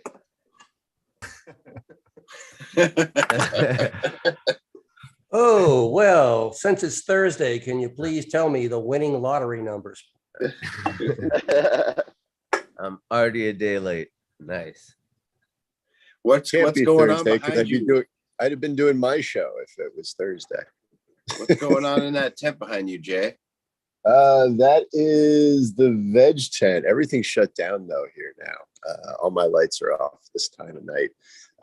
But I've got another Natty Bumpo. So I've got the first of the two Natty Bumpo from Rebel Grown that I got at the main conference. Yeah. What remind me of the genetics? I have those in my vault, but I can't remember exactly off the top of my head. Let me pull it up because I can't. It's a long one. So double OG Chem by the 5G's Yellow OG Sour F1. Right. Those he has a bunch of It's those. a mouthful. The purp, a red, and the yellow, I think. Yeah. So I've got one. The first of the two I have is in flower, and the second one is still in the veg tent behind me. And then I've also got a what is it? Valley Peak. There it is. Valley Haze. And this is from Goat and Monkey Seeds. And it's Santa Cruz Blue Dream by Kazmirazad. So that's going to be interesting. That definitely has some long, thin leaves to it, and definitely has the shape of a haze, what I would think of a haze type of a plant. Seems a bit more stretchy and really, really long, thin staves on it. So interested to see what happens there. And then behind that, I'm actually getting ready. I'm almost in like a mid reset. So once those are done and I get them into my flower tent, I'm going to be putting in 2x4 beds. So switching over from pots to beds. And I have some clones that I took from a couple of earlier runs, the Hindu Root Beer and Hindu Root Beer. There's Problem Child, and then there's Orange Hulk from Dark Horse. So I have clones of those from earlier runs this year. I'm going to stick those in the bed to get those going. And then I was actually thinking of maybe running a couple autos in there as well during the switchover, since I'll have like the first bed going and the second one won't be quite going yet. So yeah, that's what's happening is I'm in that transitionary phase. I've got some new metal racks that I just bought here. Nice. That I'm going to use to put the reservoirs up on it for the blue mats. So I wanted to get some good racks for the reservoirs for the blue mats and do gravity fed for the beds. So I have the blue soak. I talked to Izzy. I got my stuff all set up with Izzy. So I'm just ready to get all that equipment going. But I had to get through all the cycle to get space in the tent just to get the 2x4 beds in. So I'm going to be doing that in a couple weeks. This is a relatively new house for you, right? Yeah, Right. I've only been here just over a year now. Right. So You're still tent, adjusting, and I've got the other tent is right over here. So we've got the flower tent is right there, and then the veg tent right over here behind me. I got a nice sink set up down here now, and my drying tent. So yeah, you got a nice big basement. Yeah, and this is only like a third of the basement that I'm taking up too. So plenty of space down here. My workshop's down at the other end and stuff like that. So Nice. yeah, it's good. Outdoors is crazy. They were doing a lot of planting today. I have a bunch of landscaping going on, and so they had the huge hole drillers out today on the Bobcats. putting some trees in and some other things. So that was kind of cool watching them all do all that. And I was talking to the landscaper about the fact that I have everything's dead right now. All my biology needs to be reset because of all the work they've been doing in my soil, just crushing everything down with the really heavy equipment and bringing all this stuff in. So I'm going to definitely have to spend some time getting the biology built up back out there. It's going to be good. Now, I got some 3x6 raised beds I'm going to put out there too, as soon as they're done with the landscaping. So next season, I'm looking forward to next growing season, get those beds prepped up, let them go over winter, and then have them ready for the spring. So super excited about that as well. Nice. Oh, and I do have one male plant. So I had, I misdiagnosed one of my plants. I thought it was a female. It lied to me. And so I took the male and I stuck it outside, and I'm letting that finish off outside right now. And I'm going to collect the pollen from that. And that's a chow mein. So my buddy, City Slicker Genetics, Joe, he released the chow mein line a couple of years ago, and the seeds aren't around anymore. A couple of the crosses are still around, but the chow mein seeds themselves are gone. So I'm going to probably, I may do my own first purposeful back cross or self. I've got, a true male and a true female. So I'm going to, of the chow mein. So I'm going to put it back to itself and see if I can come up with some seeds for the chow mein and have my own chow mein seeds for another generation. So I'm excited to do that for the first time. Collect pollen for the first time. So good stuff. What are you going to do to collect it? Plastic bag? I don't know yet. I've got a really nice clean trim bin, so I'll probably use that for doing the separation. And then I was gonna talk to Mr. Toad or somebody about storage of the pollen, because I'm not quite sure how to store it and how long, where to put it, whether to freeze it or refrigerate it or dry store it or whatever. But the male plant, it will be ready a couple of weeks before the female is ready. I haven't put the female into flower yet, so I'll put the female into flower in about 3 or 4 weeks. So the pollen will probably go right to that plant, and I'll probably bag a branch to do the pollination. Not too sure. It'll probably get around my tent. I'm sure it's almost impossible to stop it, but we'll figure it out. I was thinking of doing putting a bag around the branch and shaking it on the branch and then taking the bag off. Me and Mr. Toad have talked about this, and it's a company called PBS Plastics, and they make bags. They make bags big enough for the whole plant, even rooms. Yep. If you have like a 4x8 bed, they'll make it that size for you, because I'm in contact with them myself, because I'm going to need something like that where I can just put a bag over top of a plant or branch and be able to collect the pollen in that.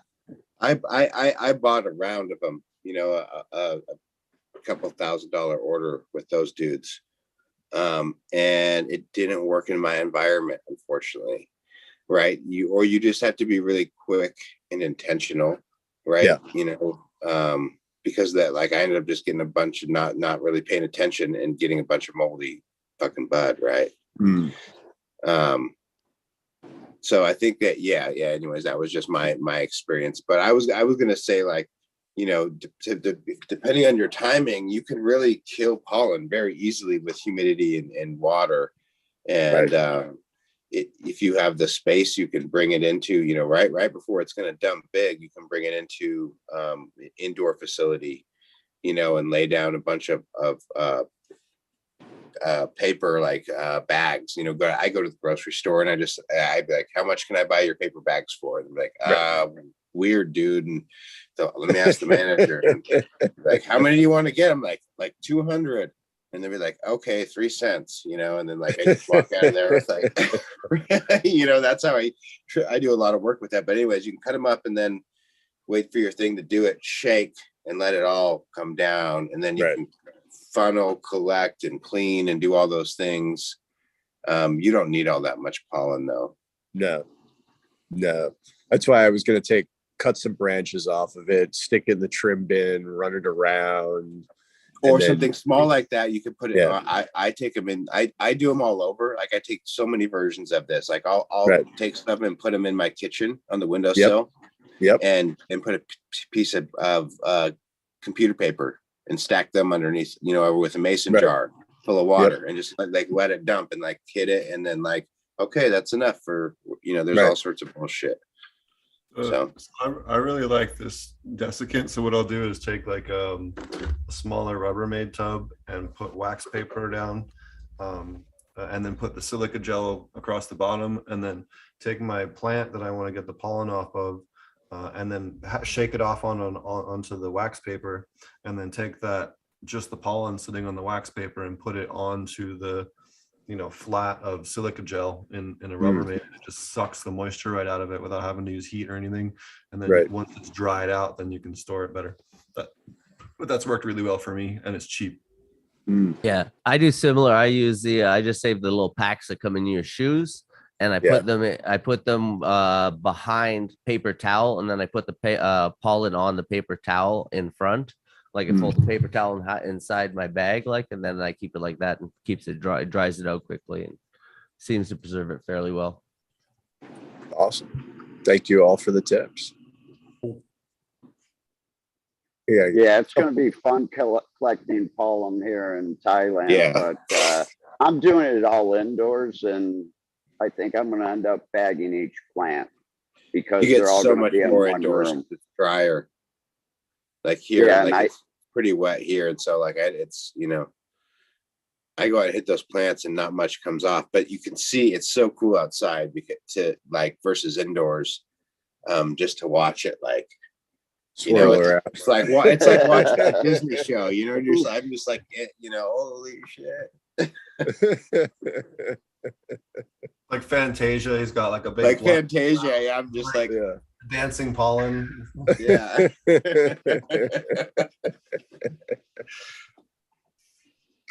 Awesome.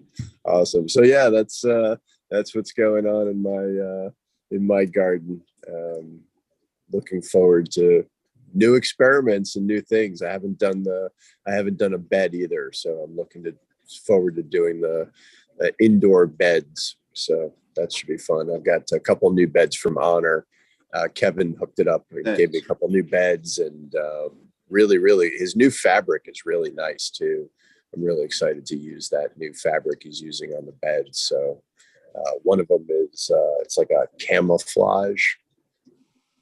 The other one is a dark blue, and there's a green one. Yeah, so I'm super excited, and I've got I already have one, but I'm going to build 2 more rolling trays. So I'm just going to put them the beds onto 2x4 rolling trays, and then just roll them between the veg tent and the flower tent as needed. Oh, nice. Yep. I got quick disconnect set up for the blue mats, so I can just unhook, move it over, hook it back up, let it run. Nice. That's very smart. That keeps it moving fast. Yeah. It kind of slows down the rotation because I've been doing one plant every 2 to 3 weeks. So this will be one plant or one rolling rack every month now. About every month I'll roll a new one in and one comes out. One comes in, one comes out. So keep that rotation going between the 2 tents still, but not quite as fluid. Nice. Any other does anybody have any other suggestions as far as pollination and for Hota? What about storing it long term? If I wanted to store it doesn't store very long term very well. I mean, you can maybe get I've heard maybe a year. you know, I don't have whole lot of success with long-term storage. But that being said, I haven't really Try put a whole lot of energy into it. No, I've a little bit tried, you know, here and there, but it clumps up. When I see it in the jar clump up, I know it's got too much moisture in there. right. You know, so I haven't fucked around with like, I haven't done all the things that maybe you could do, you know, like I'm just, as soon as I said that, I'm like, oh wait, maybe you could freeze dry it, blah, blah, you know, there's all whatever. Right. There's, but I really, I don't know how long you really can get, like compared to a seed where you can get like, you know, Years. a long time, you know. Years. Right. I've had good luck storing it with rice grains, like really Yep. dry rice grains. That seems to work better than the silica gel for long-term storage. But just like Josh is saying, it doesn't store very long. You can, you know, get a few months out of it, you know, reliably, Yep. and then after that, it's, you know, Hit and miss. more of a hoping kind of thing. Awesome. Got some other stuff happened this week. Pull up the news here. Bermuda decided not to legalize. They basically passed it in Bermuda, and the UK government was like, yeah, no, like you signed this treaty or whatever with the UN, so you can't do that. So Oh, all on You know. Mississippi, huh?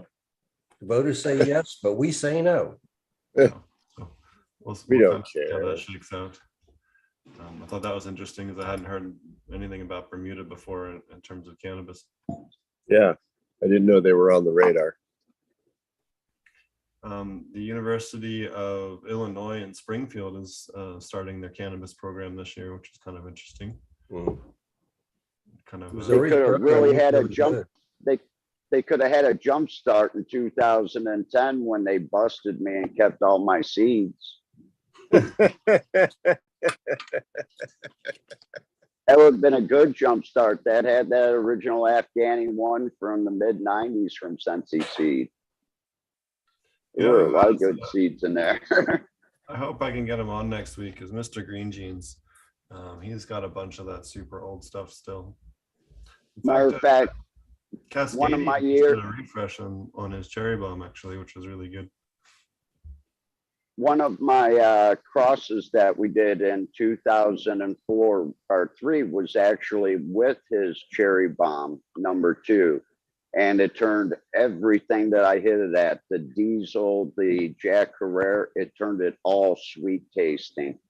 And I only got to try maybe 3 out of the 12 different strains that it actually did that to.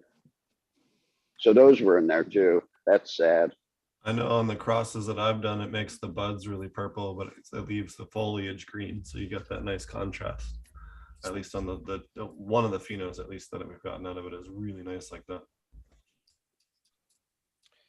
Well, hey, I'm gonna bounce out. Had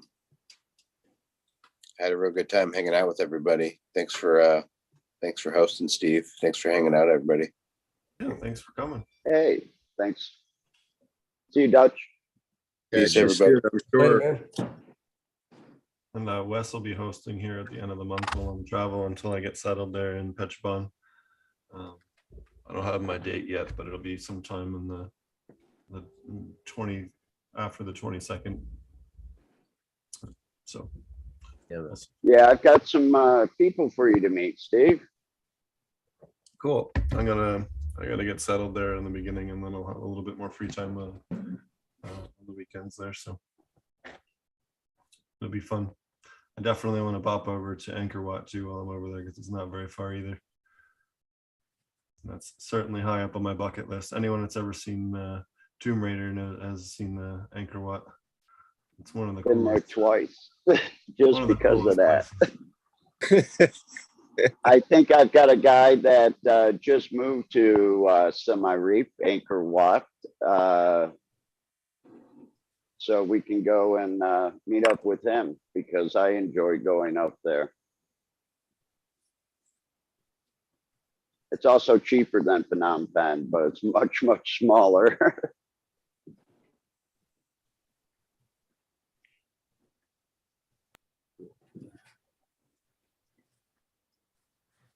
I don't care how old there. it is, it's beautiful, man. goddamn beautiful. Yeah. Yeah, it is. And you can actually, there's one of the spirals that you can walk up the back of.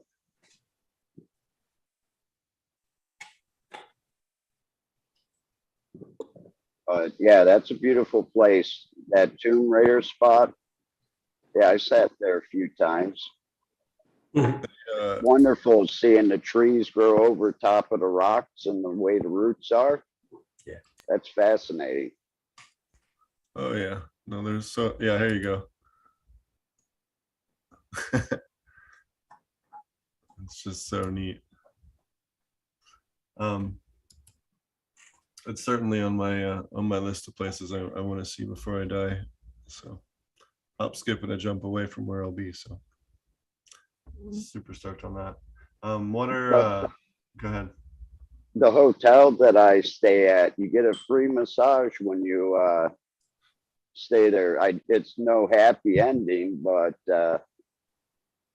they also have family members that will take us to Angkor Wat for the day.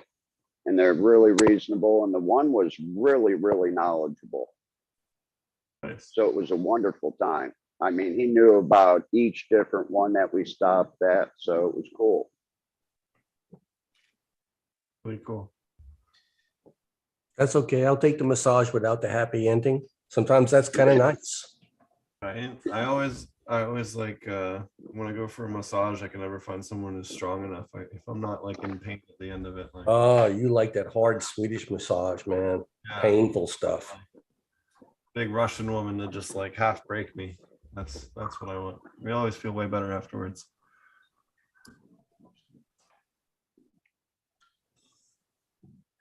So finally fixed screwed my back up. There's some heavy ones in Thailand too. The I had a really bad back issues there for a while, and I got pressure. What's it called?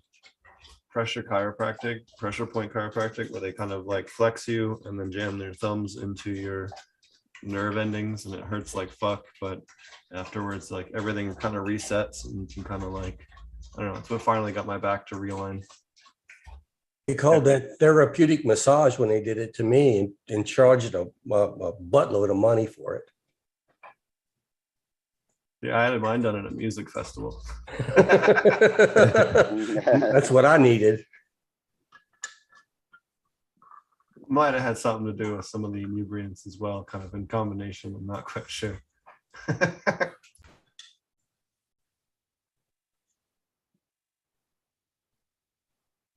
So I see this question you posted. Because I'm not watching the I'm not watching the chat tonight, and the widespread criticism that I provide in-depth growth journals, but don't provide smoke reports. widespread criticism that I don't. So I my Instagram feed is specifically about the growing plant itself, and once it gets harvested, it's off the feed. So there's no real space for a smoke report. I don't really talk about the consumption of the plant. I don't really post pictures of myself either. It's all about the living plant is mostly what I'm very focused on showing pictures of. So that's why I don't do smoke reports. That's once the plant is harvested, it's gone, and it's beyond the page at that point. Occasionally, I'll post a picture of a finished bud, but I don't really. The smoke report portion of it is not really what I'm into. It's a grow log. My Instagram page is a grow log, and it's about the growing of the plant. And once the plant's done growing, it's over. So that's my commentary on that. As far as a smoke report, I don't know. I don't really even get too much into the consumption. I don't talk a lot about the after because I'm really very simple. I just smoke out of, pretty much like a Chillum style one hitter, and That's occasionally I'll smoke a joint. I don't really get into all the after effects and hash making and any of the other pieces of it. It's not really my focus. So that's my 2 cents for this widespread criticism about me not providing smoke reports on my plants. I can tell you which ones I like and which ones I was less enthused about. I can do that, but again, it's not. There's really no forum for it because I don't show or focus on that part of the thing on my page.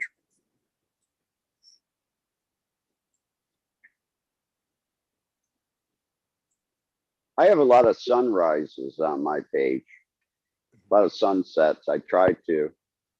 I've gotten screwed out of the past 2 mornings here in Phnom Penh over the Mekong River. It's beautiful in the morning, but it's been rainy, so no sunrise. I'm hoping tomorrow because today looks like a nice sunny day. Yeah, I don't even do a lot of veg pictures. Almost exclusively pictures of plants and flower. Occasionally I'll do some veg seedlings popping, things like that. Very rarely though. Most of the time it's very much focused on just flower.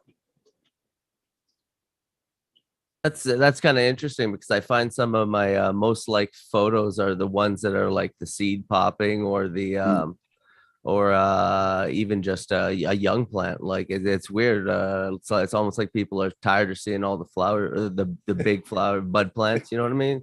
But Yeah. I really seem to get like, and then like I'll post a picture of some mushroom that I see out walking in nature, and that'll get like more likes than anything else. So it's really strange how Instagram can work and stuff. So. Yeah, I'm so heavily shadow banned, and I've been so heavily shadow banned for like almost 3 years now that I get very few likes on most of my pictures anymore at this point, because they just don't show up on most people's feeds. But again, I started it as a grow log, and I continue to do it as a grow log, really just kind of tracking my the history of the plants that go through my tents. Not really so much focused on that, but yeah, the likes are really random what gets through. And occasionally if you do post that picture that doesn't have a cannabis plant in it, it'll get by the filters and get shown to other people. Or if they don't, it looks off enough where they don't catch that it's a cannabis plant and filter it. Well, I think that's one of the ways that I kind of get by is by just is that it's random enough. I'll do enough different things that like it's not all cannabis, so they don't seem to be as hard on me. Maybe I've just been lucky thus far, and one of these days I'm just gonna feel the pain for sure. But yeah, it's really kind of lame, for a long time. It was pretty it was good. It was good volume, good growth. Lots of people saw my pics, lots of interactions with the Instagram feed, but the last couple of years have been really just terrible, and it gets worse all the time. It was running at about 200 to 300 likes for a little while there, and now it's down to like 30, in the 30s and 40s on likes on pictures. And I know most people don't see it. I get the comments all the time like, oh, I haven't seen you in my feed, I haven't seen this. And it's just the way that Instagram's algorithm is pushing all the cannabis people to the bottom. If they don't think your page should be recommended, because they're very focused on reels, the video aspect of it, because they're trying to compete with TikTok. Right. But their promotion of the reels, that is the search and the things that pop up on your random feed. And if you don't meet their criteria, you won't get promoted. And so people don't see your stuff at all. Even the people who are following you, unless you mark somebody as a favorite by going to the page and clicking on the star, you won't see their content once they get shadow banned. Fucked. I know the highest viewed video I've had consistently is how and when to top your seedling. That Yep. on a whim, someone asked me if I could do a quick video on it. I did it, and it's been the highest viewed the video on my channel by orders of magnitude. So Yeah. just sometimes doing single topic, short little videos like that can be, the biggest hit on your channel. Yep. Absolutely. My second consistent one is on decarbing. Again, really simple topic, not a very long video, but that's the kind of stuff that seems to really get pushed through the algorithm. Why, I don't know, but it does. The terms don't meet the normal criteria for filtration. But I would suggest to anyone, just because, so you don't have like a panic attack, like I think half of us have had at one point or another, back up all of your content every single week. Keep a whole copy, or I keep 2 copies. So I have 2 separate digital drives, SSDs, and they're copies to both of them. Every time I back it up, every show that we do downloads when it's ready and goes to those drives. So I don't have to worry about it. If YouTube deleted my channel, I could throw all my content back up within a couple of days and be back up and running, and it would still be available to everyone again. It might not, you might still have to get the subscribers, you might still have to go through all the BS, but at least your content's back available and you're not losing it. Right. I also have a whole second shadow channel, if you ever checked it out, it's just called Growing with Fishes, where we post a new episode every day of one of the videos I've done. We have like over 8 years of content now, so we're just kind of posting a new video every day at 4:20. You can check that out, but that's just a backup copy of the channel. So if something did happen to the main channel, at least all the episodes exist somewhere else, aside from physical copies. So yeah, all my you can do backups of your Instagram stuff, but that's just a pain to recover, because basically they just give you like a really, really long text file that has all the the content of what you typed, right? So the details of whatever was with the posts.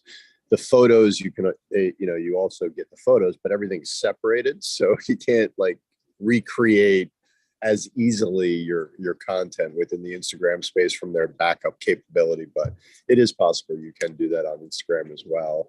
All my photos are in iCloud and stored anyway. So they can delete my whole page. All my photos are up in multiple places, because I do have stuff on Drive as well. oh yeah, no, but definitely back it up. If you make content and you post anything on any social media platform, all of that can be turned off tomorrow. So always back everything. Like, don't ever assume that anything's going to be there. I think that's something I've seen a lot of people. I mean, remember Growers Roundtable, or that used to be a huge show, and they got completely erased, and I don't think anyone kept a copy of it, which is really a shame. Yep. Yeah, it's happened to a few shows. Absolutely.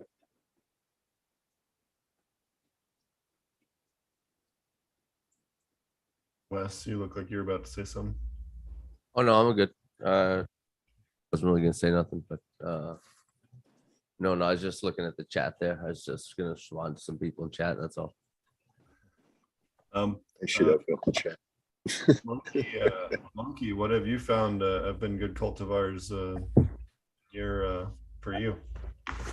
I don't know. Just, you have to find out what works for you and keep going with those. Right now I'm working with the strawberry cough piece that I bought it off of some guy in Oregon, and I swear I have no idea who it was. I was on vacation. I bought some seeds. I got back. I popped them. Stickiest shit I've ever had. And I'm just trying to go ahead and save those genetics right now. Just I've never kept a mother, but I think I'm going to keep one now for a while at least. You got to do it every now and then.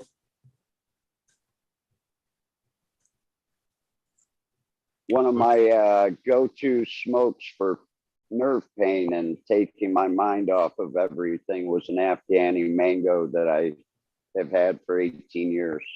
Yeah, man. I mean, this is something that, like, even my wife thinks this is special. I've been growing for a short while, but everything I've given her, she loves everything. But this one, it's like, nope. When the jar is empty, she comes to me and says, "Where is it?" Tap, tap, tap. I need this one. So this is something I need to keep. So I'm going to feminize the seed. I'll keep the mom as long as I can. But I got small tents. I got no space. I'm in a prohibition land, You know, keeping a mom here is not really a safe thing. But you I'm gotta from do what you gotta Ohio. do. Okay.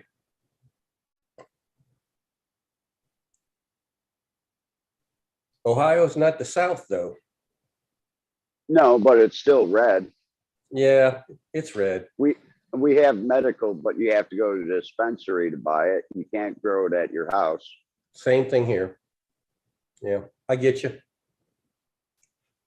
You know, down here, it's still, you know, it's the devil's lettuce, and people still think that anybody who uses it is just, you know, cheating the system kind of attitude. You guys know this. You've been there. Well, Everybody. we are actually cheating the system. They're not getting our tax dollar Exactly. like they do with the people that drink alcohol. Well, they're not getting my money from the pharmaceutical companies because guess what? I don't need their pain meds anymore.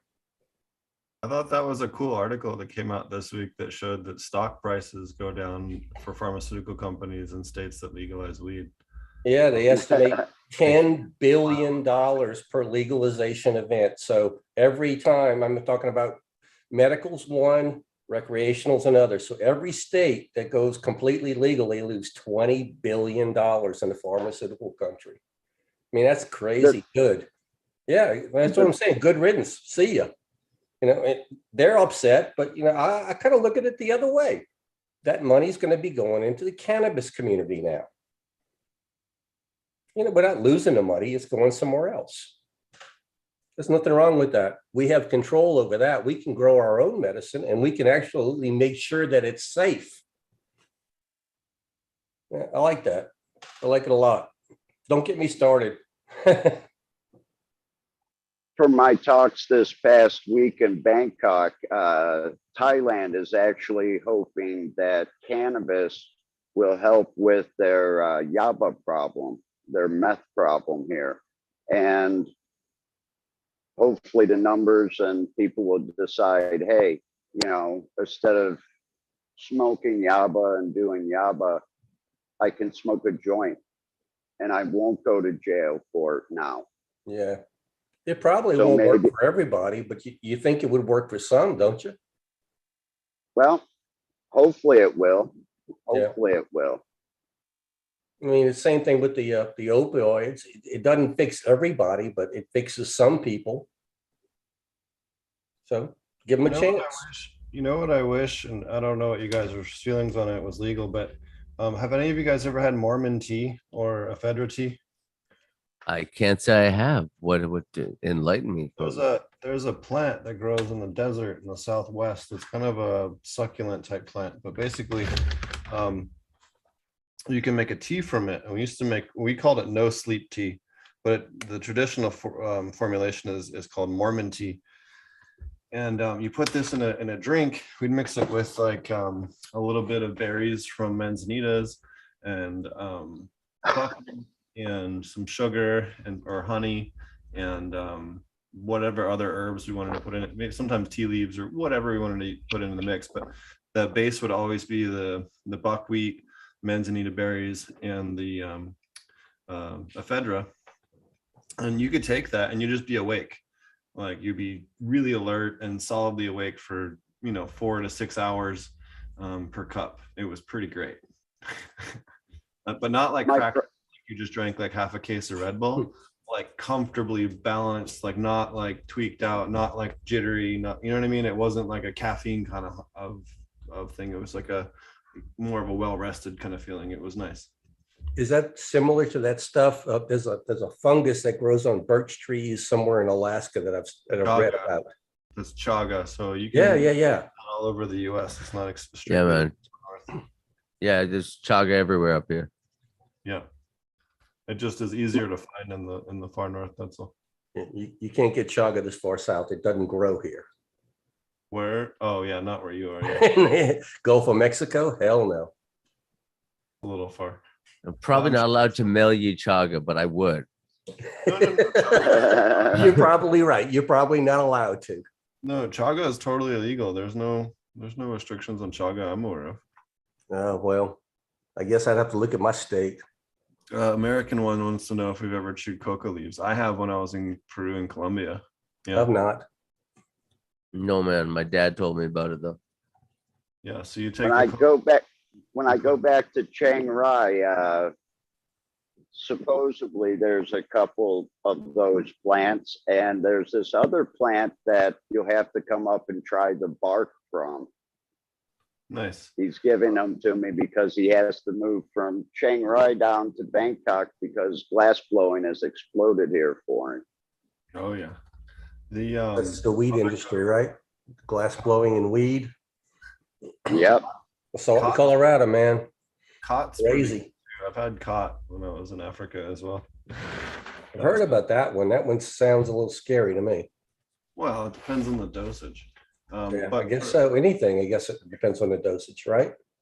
for coca leaves, what you do is you take the leaf, you put it on, like you hold the leaf, and kind of fold it partially, so that like it has a bit of a gutter shape, and you sprinkle a little calcium carbonate in it, and then you kind of crush it in your mouth, like in your teeth, and you kind of break the cell walls of the leaves into the calcium, and then like kind of sip on the juice that comes out. Right. I've heard ash or calcium carbonate, something basic, right? Yep, just chalk. But someone says they're sitting on chaga for a long time. You got to use that stuff. It's only good for a couple of years. It gets, after about 3 or 4, it starts to really deteriorate unless you're storing it in an oxygen, devoid environment. So put it in a container with a nitrogen packet or something that's going to get rid of the oxygen if you're going to store it long term, or vacuum seal it or something like that. What other projects are you guys up to this week?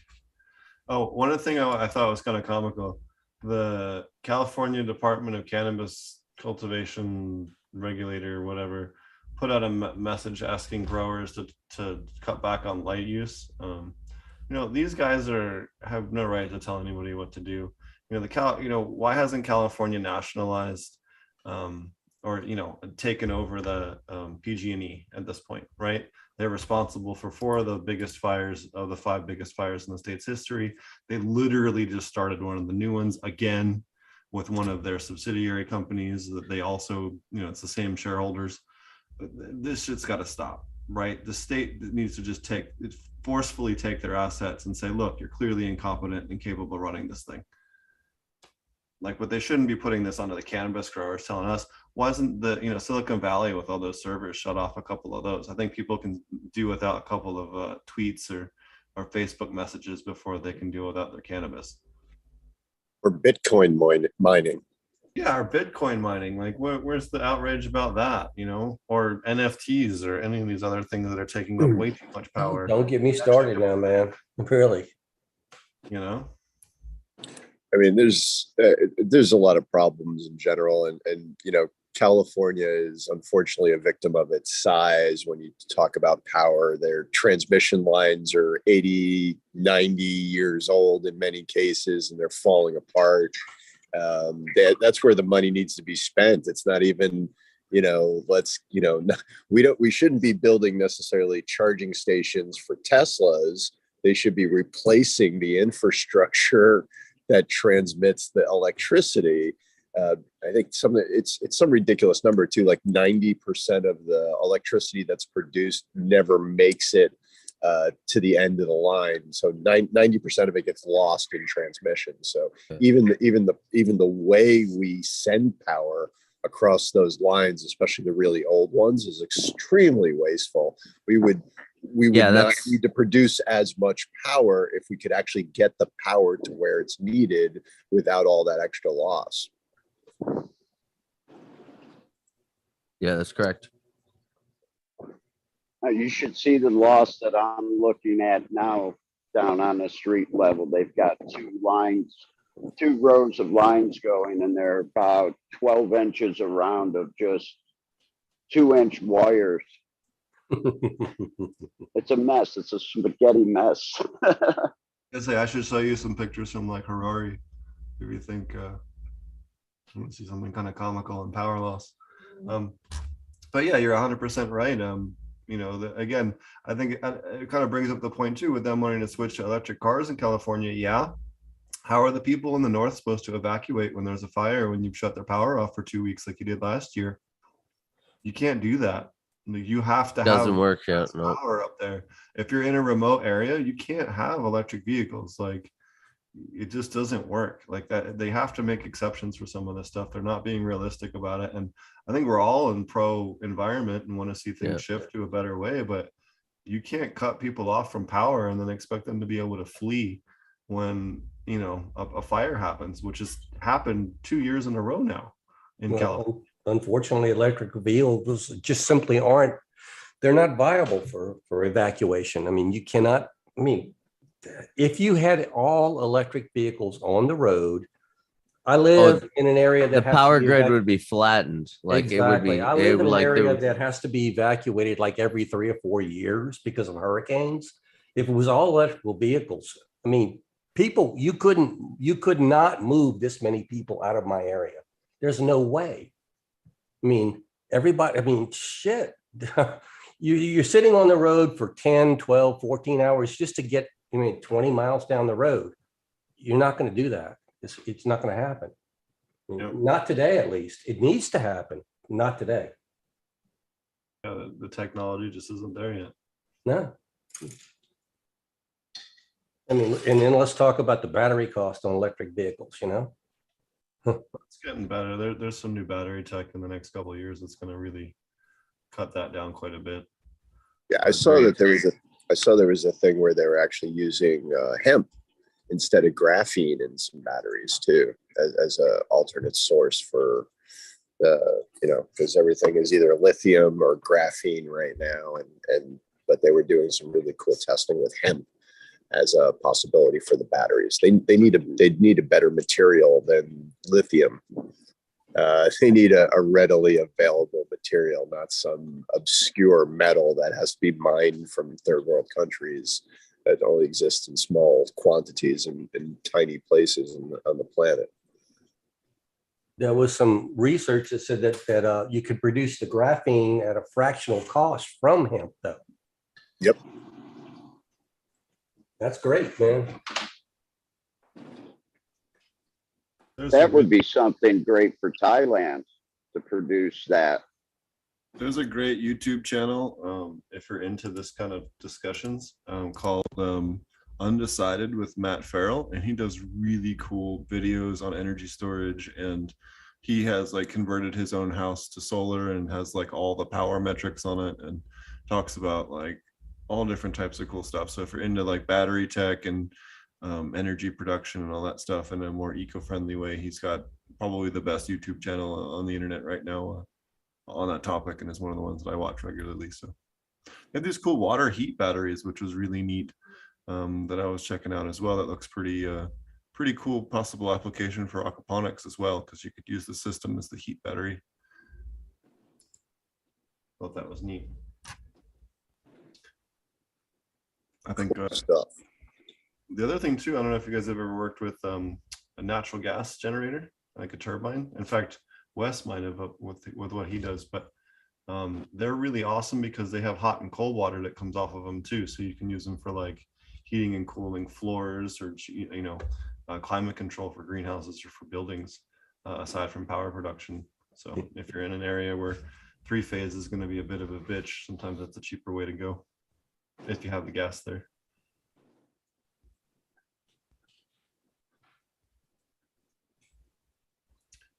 That may be a way to go here in Thailand, actually, if the electric prices keep rising like they do. Well, If you can actually use the hot and the cold water and run it through your greenhouses. Yeah. Well, the other thing too, being in the tropics, it's a lot easier just to keep the place same temperature as outside, with especially if you do the umbrella style caps on the greenhouses. It works out really well for just dissipating the heat. But the other cool thing is that you really just have to keep one of your bays going for veg, and the rest of it can just go to flower, because you're basically, within, was it 13 hours is the long days there? Yeah, so you're within flowering times on pretty much everything. So if you have them up at 14, 16 hours, just making the day longer, in that one greenhouse bay, then you don't really need that much power. We do get some ambient light though. So you may have to think about some of them. You will have to light depth, Sure. but I Well, think you'll be fine. we're doing all greenhouse to start off with, and then we have a bunch of other areas that we can convert and either put more bays up or grow outdoor, or probably a bit of both actually is what we'll end up doing. But we'll kind of see how the mites are, because I hear they're pretty plaguish there. I throw sulfur at them. Yeah, I'm definitely looking forward to battling some new insects that I haven't seen before. That was half the fun of Africa, but we managed to deal with it there. So, and they have more sane pesticide, stuff available in Thailand than they did in Africa. We can get paraquat, but we couldn't get anything useful.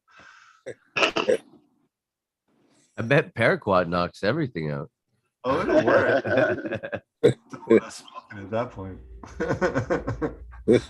I mean, you got to burn the crop, but I mean, Really. Well, gentlemen, I think I'm going to go ahead and spend the rest of the night with the missus. I'm going to say goodbye. Thanks for stopping Have a by. wonderful night. Tell everybody how to find you. Well, Monkey is here right on High on Homegrown. You can find us anywhere you find podcasts. Just look up High on Homegrown. You can find me personally over at Percy's Grow Room. Just drop by, say hello. Everything over there is free. So hopefully you'll drop by. I was just on their show on Sunday. It was fun. You were fantastic. That was a great show, man. I really enjoyed that. Hopefully we'll have you back soon. Times. You know how that is. Mackie makes the scheduling, not me. Yeah. Hey, I just sit here, do my thing, and show up. Well, thanks, bud. All right, man. Good night, everybody. Yeah. See you later. Night. night. Peace. Who do you have on this week, Hota? I have Mosca Rick tomorrow night. So we'll be talking with Mosca Seeds. Rick's going to be on. I've known Rick for years now. I've done a couple of his booths, worked a couple of his booths, and I have Venus Blue running right now in my flower tent. It's a blueberry muffin crossed with his raspberry boogie. So really beautiful colors. Definitely giving off a lot of that berry, very light blueberry with that raspberry tinge to it. It's got a little punch to it. It's nice. It's I think day 43 in flower. So getting close to the final couple weeks. And so yeah, we'll have Rick on tomorrow night, Mosca Seeds. On Hota Herbs Grow and Tell, and that is on Future Cannabis Project, YouTube/FCP02. And we kick off at 9 p.m. Eastern, 6 p.m. Pacific. And then when you get done with my show, you pop over to Steve's Growing with Fishes. It's a nice set. You go, we're like bookends for your Thursday evening. Oh, yeah. Always a good time. And I have ATG Acres on, who's a Oklahoma natural farmer. He grows some really, really good weed. Friends with Brendan Rust as well. Yep. And Aaron's an awesome guy. He actually is the person who nominated me for Clubhouse. So he's the reason I was on Clubhouse, and that the Grow and Tell is actually running on YouTube and Clubhouse now. So you can thank Aaron, and I'll pop by the show tomorrow night after my show and say hi in the chat and tell Aaron he's the monster that he's created. I didn't know that. That's cool. The community is not as big as everyone thinks it is. I swear. There was somebody else I was talking to today, was from a California organics certification. In fact, as of last week, I guess California, there's 2 organic certification companies in California that can certify organic cannabis production in 27 other states. and one of the two is friendly to aquaponics. So I had a conversation with them about that for a couple of my clients. But if you're looking to get aquaponic or organic certification for your cannabis facility and you're growing that way, you can absolutely go through them. Shoot me an email or whatever. I'll give you their info. But yeah, I know Aaron. I know Aaron from the Growing with My Fellow Growers show. I used to be on that with Brandon and Aaron and Jack Greenstock. Dr. MJ Coco shows up on that show occasionally. That show's been around for quite a while as well. Oh yeah, for sure. Yeah, definitely a good one. I've been on there a couple times, and yeah. Well, maybe you can put in a good word with Mosca for me, because I'm looking for some autoflower people here in Thailand. Okay. I want to spread some of our Western autoflower genetics here and see if we can't compete against Switzerland and Spain, all their autoflowers, and other places in Europe. Yeah, Mosca has a couple of autoflowers and a newer line he just put out. So I will talk to him tomorrow night. Wonderful. Right Because on. I'd really like to, represent some good people here in Thailand. And I've been actually following his work for a while, him, Mephisto, Night Owl. Yep. Trying to say, okay. Daz is amazing. Absolutely. Night Owl Seeds. He also did some really cool work recently with Dark Horse too. So Daz just did a bunch of Dark Horse Night Owl crosses that are also really awesome. But Daz is just a beautiful guy. Really, really loves the community, loves the plant, really loves every time I've seen him, he's always going around and meeting other breeders and, trying to do collaborations with people. And so just an amazing guy as well. So anything that Daz is touching is definitely going to be fire in the garden. I just wanted to say how awesome your shirt is. Thank you. Thank you.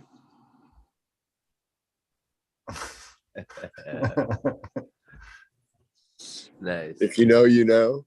It was a great story. I love all of that. That was an awesome set of stuff with him and Dan Barry going back and forth, and I appreciated that whole deal and then like actually naming the sewer plant and everything. So that was cool. That is a cool mayor, and I appreciated them for just like, because he was just all over them. He was just giving Danbury all sorts of shit. I grew up in New York, in Westchester County, not too far over the border from Danbury. So I've been to Danbury. So it was really funny when he was just busting on them for no reason. But yes, I do have the memorial, the John Oliver Memorial Sewer Plant shirt. Yeah, it's fantastic. My wife rocks. Pretty great. I have definitely not seen those before, but I think that's awesome. Yeah, it's really good. Definitely check out the John Oliver episode on that. It was really freaking funny. I'm sure that beat out sewer plant mix sewer face or something like that. Yeah, something along those lines. Just too funny. That whole thing was really funny. Very, very. He's a character. Those shows are just also really information packed. Great research goes into the stuff that he does on those, but all the other stuff is hysterical. Like the rat porn that he purchased, and the things that he'll buy and spend money on just because they're hilarious is awesome. And I appreciate that. What did he buy? It was the last Blockbuster he went and he bought. He sent them all the old Russell Crowe gear. It was like the jock strap from that boxing movie he did. Other stuff.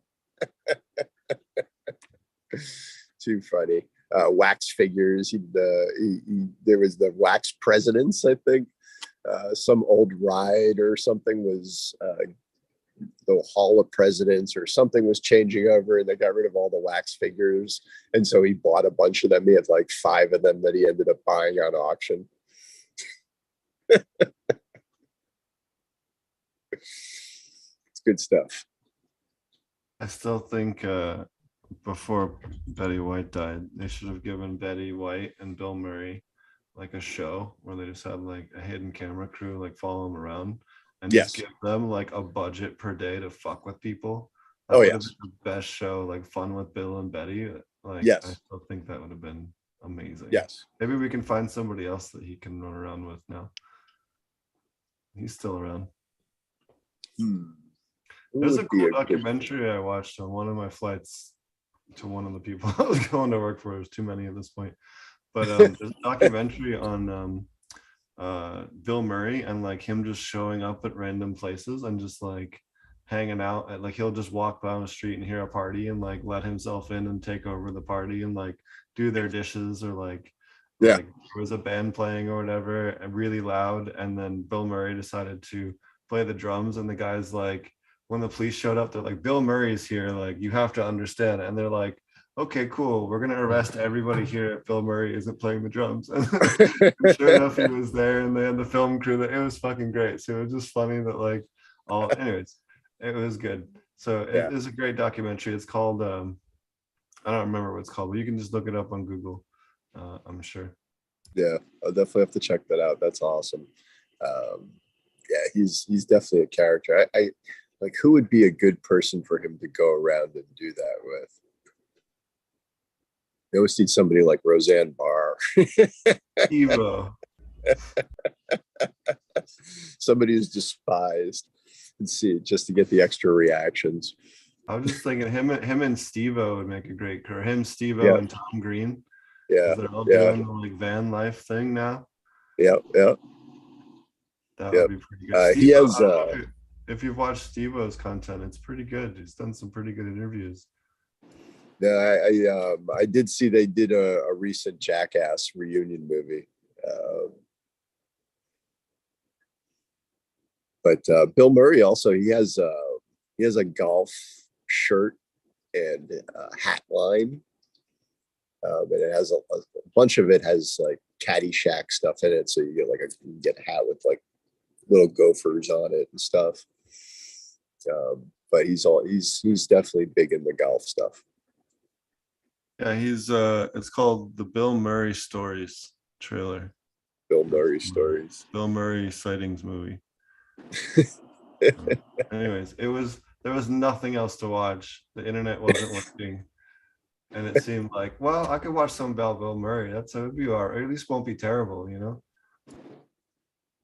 Yeah, I've been watching some of the documentaries and stuff on like National Lampoon and some of that whole history of all those things that came again. The movie they did on Jeff Kinney, who was the guy who wrote a lot of those, who was the big guy behind Mad Magazine originally, and wrote Caddyshack and a couple of other movies. And so there was a whole bunch of stuff on him and Chevy Chase and like a cocaine dazed binge in Hawaii, I think.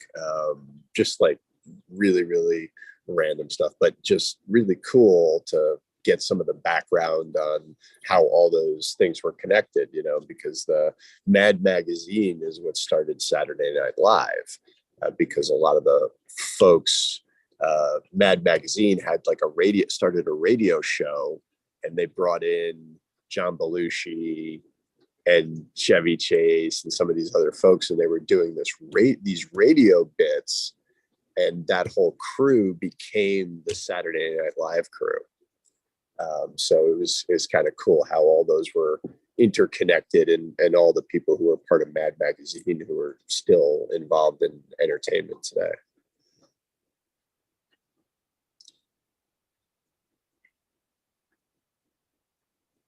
Is that it? A futile and stupid gesture? Yes. That's a fantastic watch. Awesome. I'll have to check that out. There's also a on Amazon. There's also a documentary on National Lampoon as well. Nice. I wanted to plug this dude. He's like a Aboriginal rapper in Australia. He's pretty amazing. Anyways, I just wanted to mention it. His song is pretty catchy. Since we talk about music sometimes on the show, check him out. It's pretty great. And just way different than what you're normally going to hear in the United States. That's for damn sure. I watched, what was it, Cleo? That was really good on Netflix the other day. It's like a Eastern German spy movie who like got locked up and then tried to find out like why that all happened. And anyways, based on true events, it's pretty cool. I thought you were going to say it was a biography of Mrs. Cleo. Yeah, Yes. man. Mrs. Cleo here. Tell me, look, I foresee in the future for you good things coming. Good things are coming to you. She was an East German spy. I would never would have guessed. That would be deep Miss cover, Cleo. man. Miss Cleo. Yeah, man. Mr. Cleo here. Somebody's watching a lot of late night TV. She died. You of want to cancer. know if your spouse cheating? Call Miss Cleo right now. 1-800 Miss Cleo. She died at 51 of cancer, so I guess she wasn't that good of a psychic. I didn't foresee this coming. Yeah. I'm Miss Cleo. Do you think they just Yeah. hired like a bunch of Jamaicans at a call center in like Houston or something? Or do you think that like they just That's my first job, actually. they just have a bunch of white people that they train to speak broken patois? And Yeah, then man. like, just imagining like It's in the script, man. It was a sweatshop, man. We called it school, but it was a sweatshop. Yeah, so go It's on. in the script that way. It's call that MAA. English class. I've got it all phonetically spelled out for the. Yes, I. Welcome, Mr. West. Welcome to school. Yes, I. Oh, man. I think What is your birth date and your credit card number? yes. I think on that note, I am going to bulb out as well because it is getting late here and we are definitely getting a bit goofy.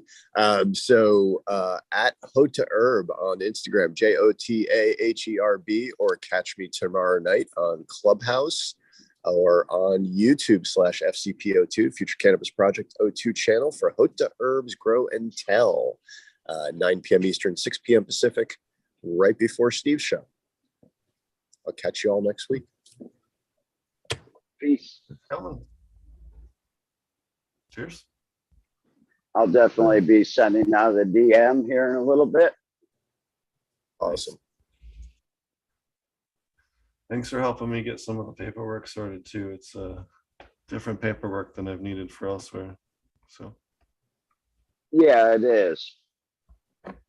I gotta see if I can somehow find my yellow fever card too. They're requiring all that, or you just bringing it? I know I'm because just bringing before it I so that came, if I wanna travel or whatever from there, I don't have to worry about it, you know.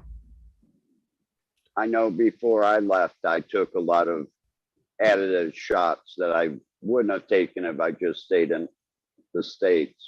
Oh, I have all the shots. I don't need any of the shots. I just need the paperwork. I just gotta find the card.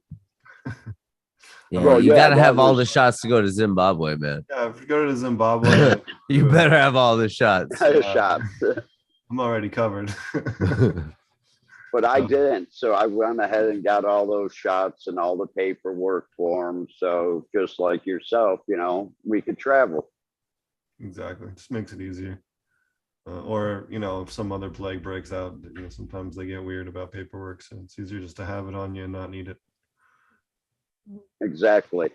And take photos of everything too and store it on like a Google Drive just in case something gets stolen. At least you have the right numbers and photos of what your paperwork should be. It'll get it's not going to solve all your problems, but it'll help your case quite a bit. But getting those shots is going to solve a lot of your problems too, because believe me, there's some of that stuff I don't want to come down with. Well, the worst I've gotten in my travels so far was Chikmunga. In the Caribbean, they call it Chick-V. That sucked. That sucked a lot. But you only get it once, so. Yeah, but it sucks, just like you said. I don't want anything like that. Well, I won't get that again, so I'll be all right. I don't know. Most of the thing is just like stay healthy, eat well, Yeah. don't drink too much when you're traveling, and you're not gonna have health issues really. Just don't be stupid. And be mindful when you first drink the water in a new place that like you're gonna have a couple of down days. Well, if all the locals are drinking bottled water, that tells you a lot right there. So Look, I can drink the water in the Caribbean. I can drink it. I've pretty much everywhere I've been so far. I have not found water that has upset me since. It was bad when I first got there, but yeah, man. Because in Zimbabwe, most of it's well water, so it's all pretty clean. Oh yeah, wouldn't be too bad then. They haven't had a lot of industrial chemicals or weird herbicides and stuff that they've used there. So the water, you might want to get surface water, but anything coming out of the ground is pretty safe to drink. We were drinking. I was drinking the well water there just fine. We were out in Kadoma. There's no problem. I wash my clothes at my house, and my house runs off of a well water. And I had nice black and dark navy blue shirts for about 2 washes. Man, the minerals in there, they'll strip everything clean. I had to take a shower outside a couple times because they were working on the water down the street. And no, man, just everything felt like I was stripped. Just ran for the lotion bottle and said, oh my God. Yep, just depends where you're at. I definitely don't miss having to start a fire to have hot water though. Don't miss that part.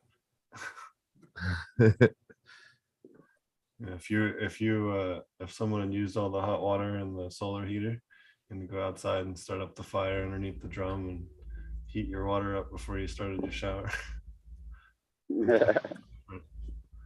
That's for sure. I kind of feel like that right now. I haven't replaced my water heater yet because it's been nice and hot out. So I just take my showers during the day, considering my main pipe and going down the front of my house is only 3 inches under the ground. I think the whole time I was in Jamaica, I used hot water like twice. I think the whole rest of the time. Yeah, you don't even want it really, honestly. Yeah, usually you just get whatever It's the ground too much. Is. It's already. That's perfect temperature. Yeah. Yeah. Like there was like one night when it was really cold, and then another night where like I wasn't feeling well and I just needed a little bit of heat on me. And that was Mind you, when I was living there, I was always like, God damn it, turn on the hot water heater. Old man, like, what the hell? My old man was cheap and he used to have it on a switch, like, because the electric one. And he'd always be like, just turn it on 5 minutes before your shower. But you'd like have to, what you do is you time your shower for like 3 o'clock and then just fucking slam that on for the 5 minutes. You could have as much hot water as you wanted, but you didn't even really need it because at 3 o'clock it's coming out of the tap even hot, because even just our water tanks get hot. Like you'll have a water tank for your house. It's raised up, so you get good pressure, and that'll warm up pretty good, and you get a warm shower out of that, anyways. Oh yeah, you can get 2 water tube arrays too that you mount on the that have like these like 2-inch tubes that the water stays hot, and then it just slowly refills that or circulates that. So those work really well as well. Yeah, man. And as well as they sell the good solar heaters too that go right on your roof. Those are pretty efficient. Yeah. And it's all free. You can make them pretty cheap too out of just Oh yeah, block irrigation coil pipe. You can make them real cheap. Just make Yeah, sure yeah. you put high temperature fittings and glues and stuff on them because they'll come apart pretty easy if you don't. That water will get hot. You can get 180, Yeah. 190 Oh, yeah. degrees Fahrenheit, no problem. Absolutely. People don't realize that. So, Yeah, man. I'm looking across the roofs here and I can see the, all the water tanks on top of the roofs. yeah. Yeah, man. All right. But my back's starting to hurt, guys. I'm gonna have to go. I appreciate you guys having me on. It was nice meeting Scotty.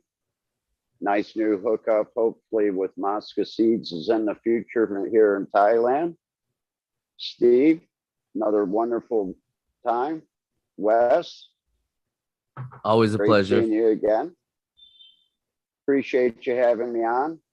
Yep. Thanks I'm for coming. glad I could hook up and show a little bit. Well, we were going to try to show from the roof of the hotel by the pool, but that didn't work out. But trying to show you a little bit more of Asia here. Cool. Hope we can in the future show some gardens here in Asia. Yeah, we'll get together once I get settled up there. It'll be fun. Everyone, have a good night. Thank you. Later. What about you, Wes? How do people find you? I think we'll wrap up the show on that. Yeah, note. man. Yeah. Everybody's heading out, so yeah, we might as well follow them. You can just find me on Instagram, over here Wednesday nights, and I sometimes help out on your show on Thursday nights there. And where's the best place for people to find you? You can find me at Potent Ponics on SoundCloud, YouTube, iTunes, Spotify, all the things. And thanks everybody for listening. Hit like and subscribe if you enjoy the show. Tell your man. friends about the show so we can grow the channel. And yeah, I'm looking forward to it. Wes is going to be taking over hosting everything once I start traveling for a bit until I get resettled. Probably a week or two where I'll be away there near the end of the month. And then, yeah, we'll be back to normal. Except man. it'll be a Friday morning for me instead of a Thursday evening, or Thursday morning instead of a Wednesday evening. So it'll be fun. Sounds awesome, man. Alrighty. Thanks everybody for watching. Again, sometime this month I'll get around to getting this up on its own audio channel, so it'll have its own Spotify and YouTube, and well, it already has its own YouTube, but it'll have its own RSS feed, so you guys can find it on iTunes and Spotify and all the other things. I just haven't gotten to that point yet this month. Anyways, thanks everybody, and we'll be back tomorrow with ATG Acres on Growing the Fishes podcast on the Potent Ponics YouTube.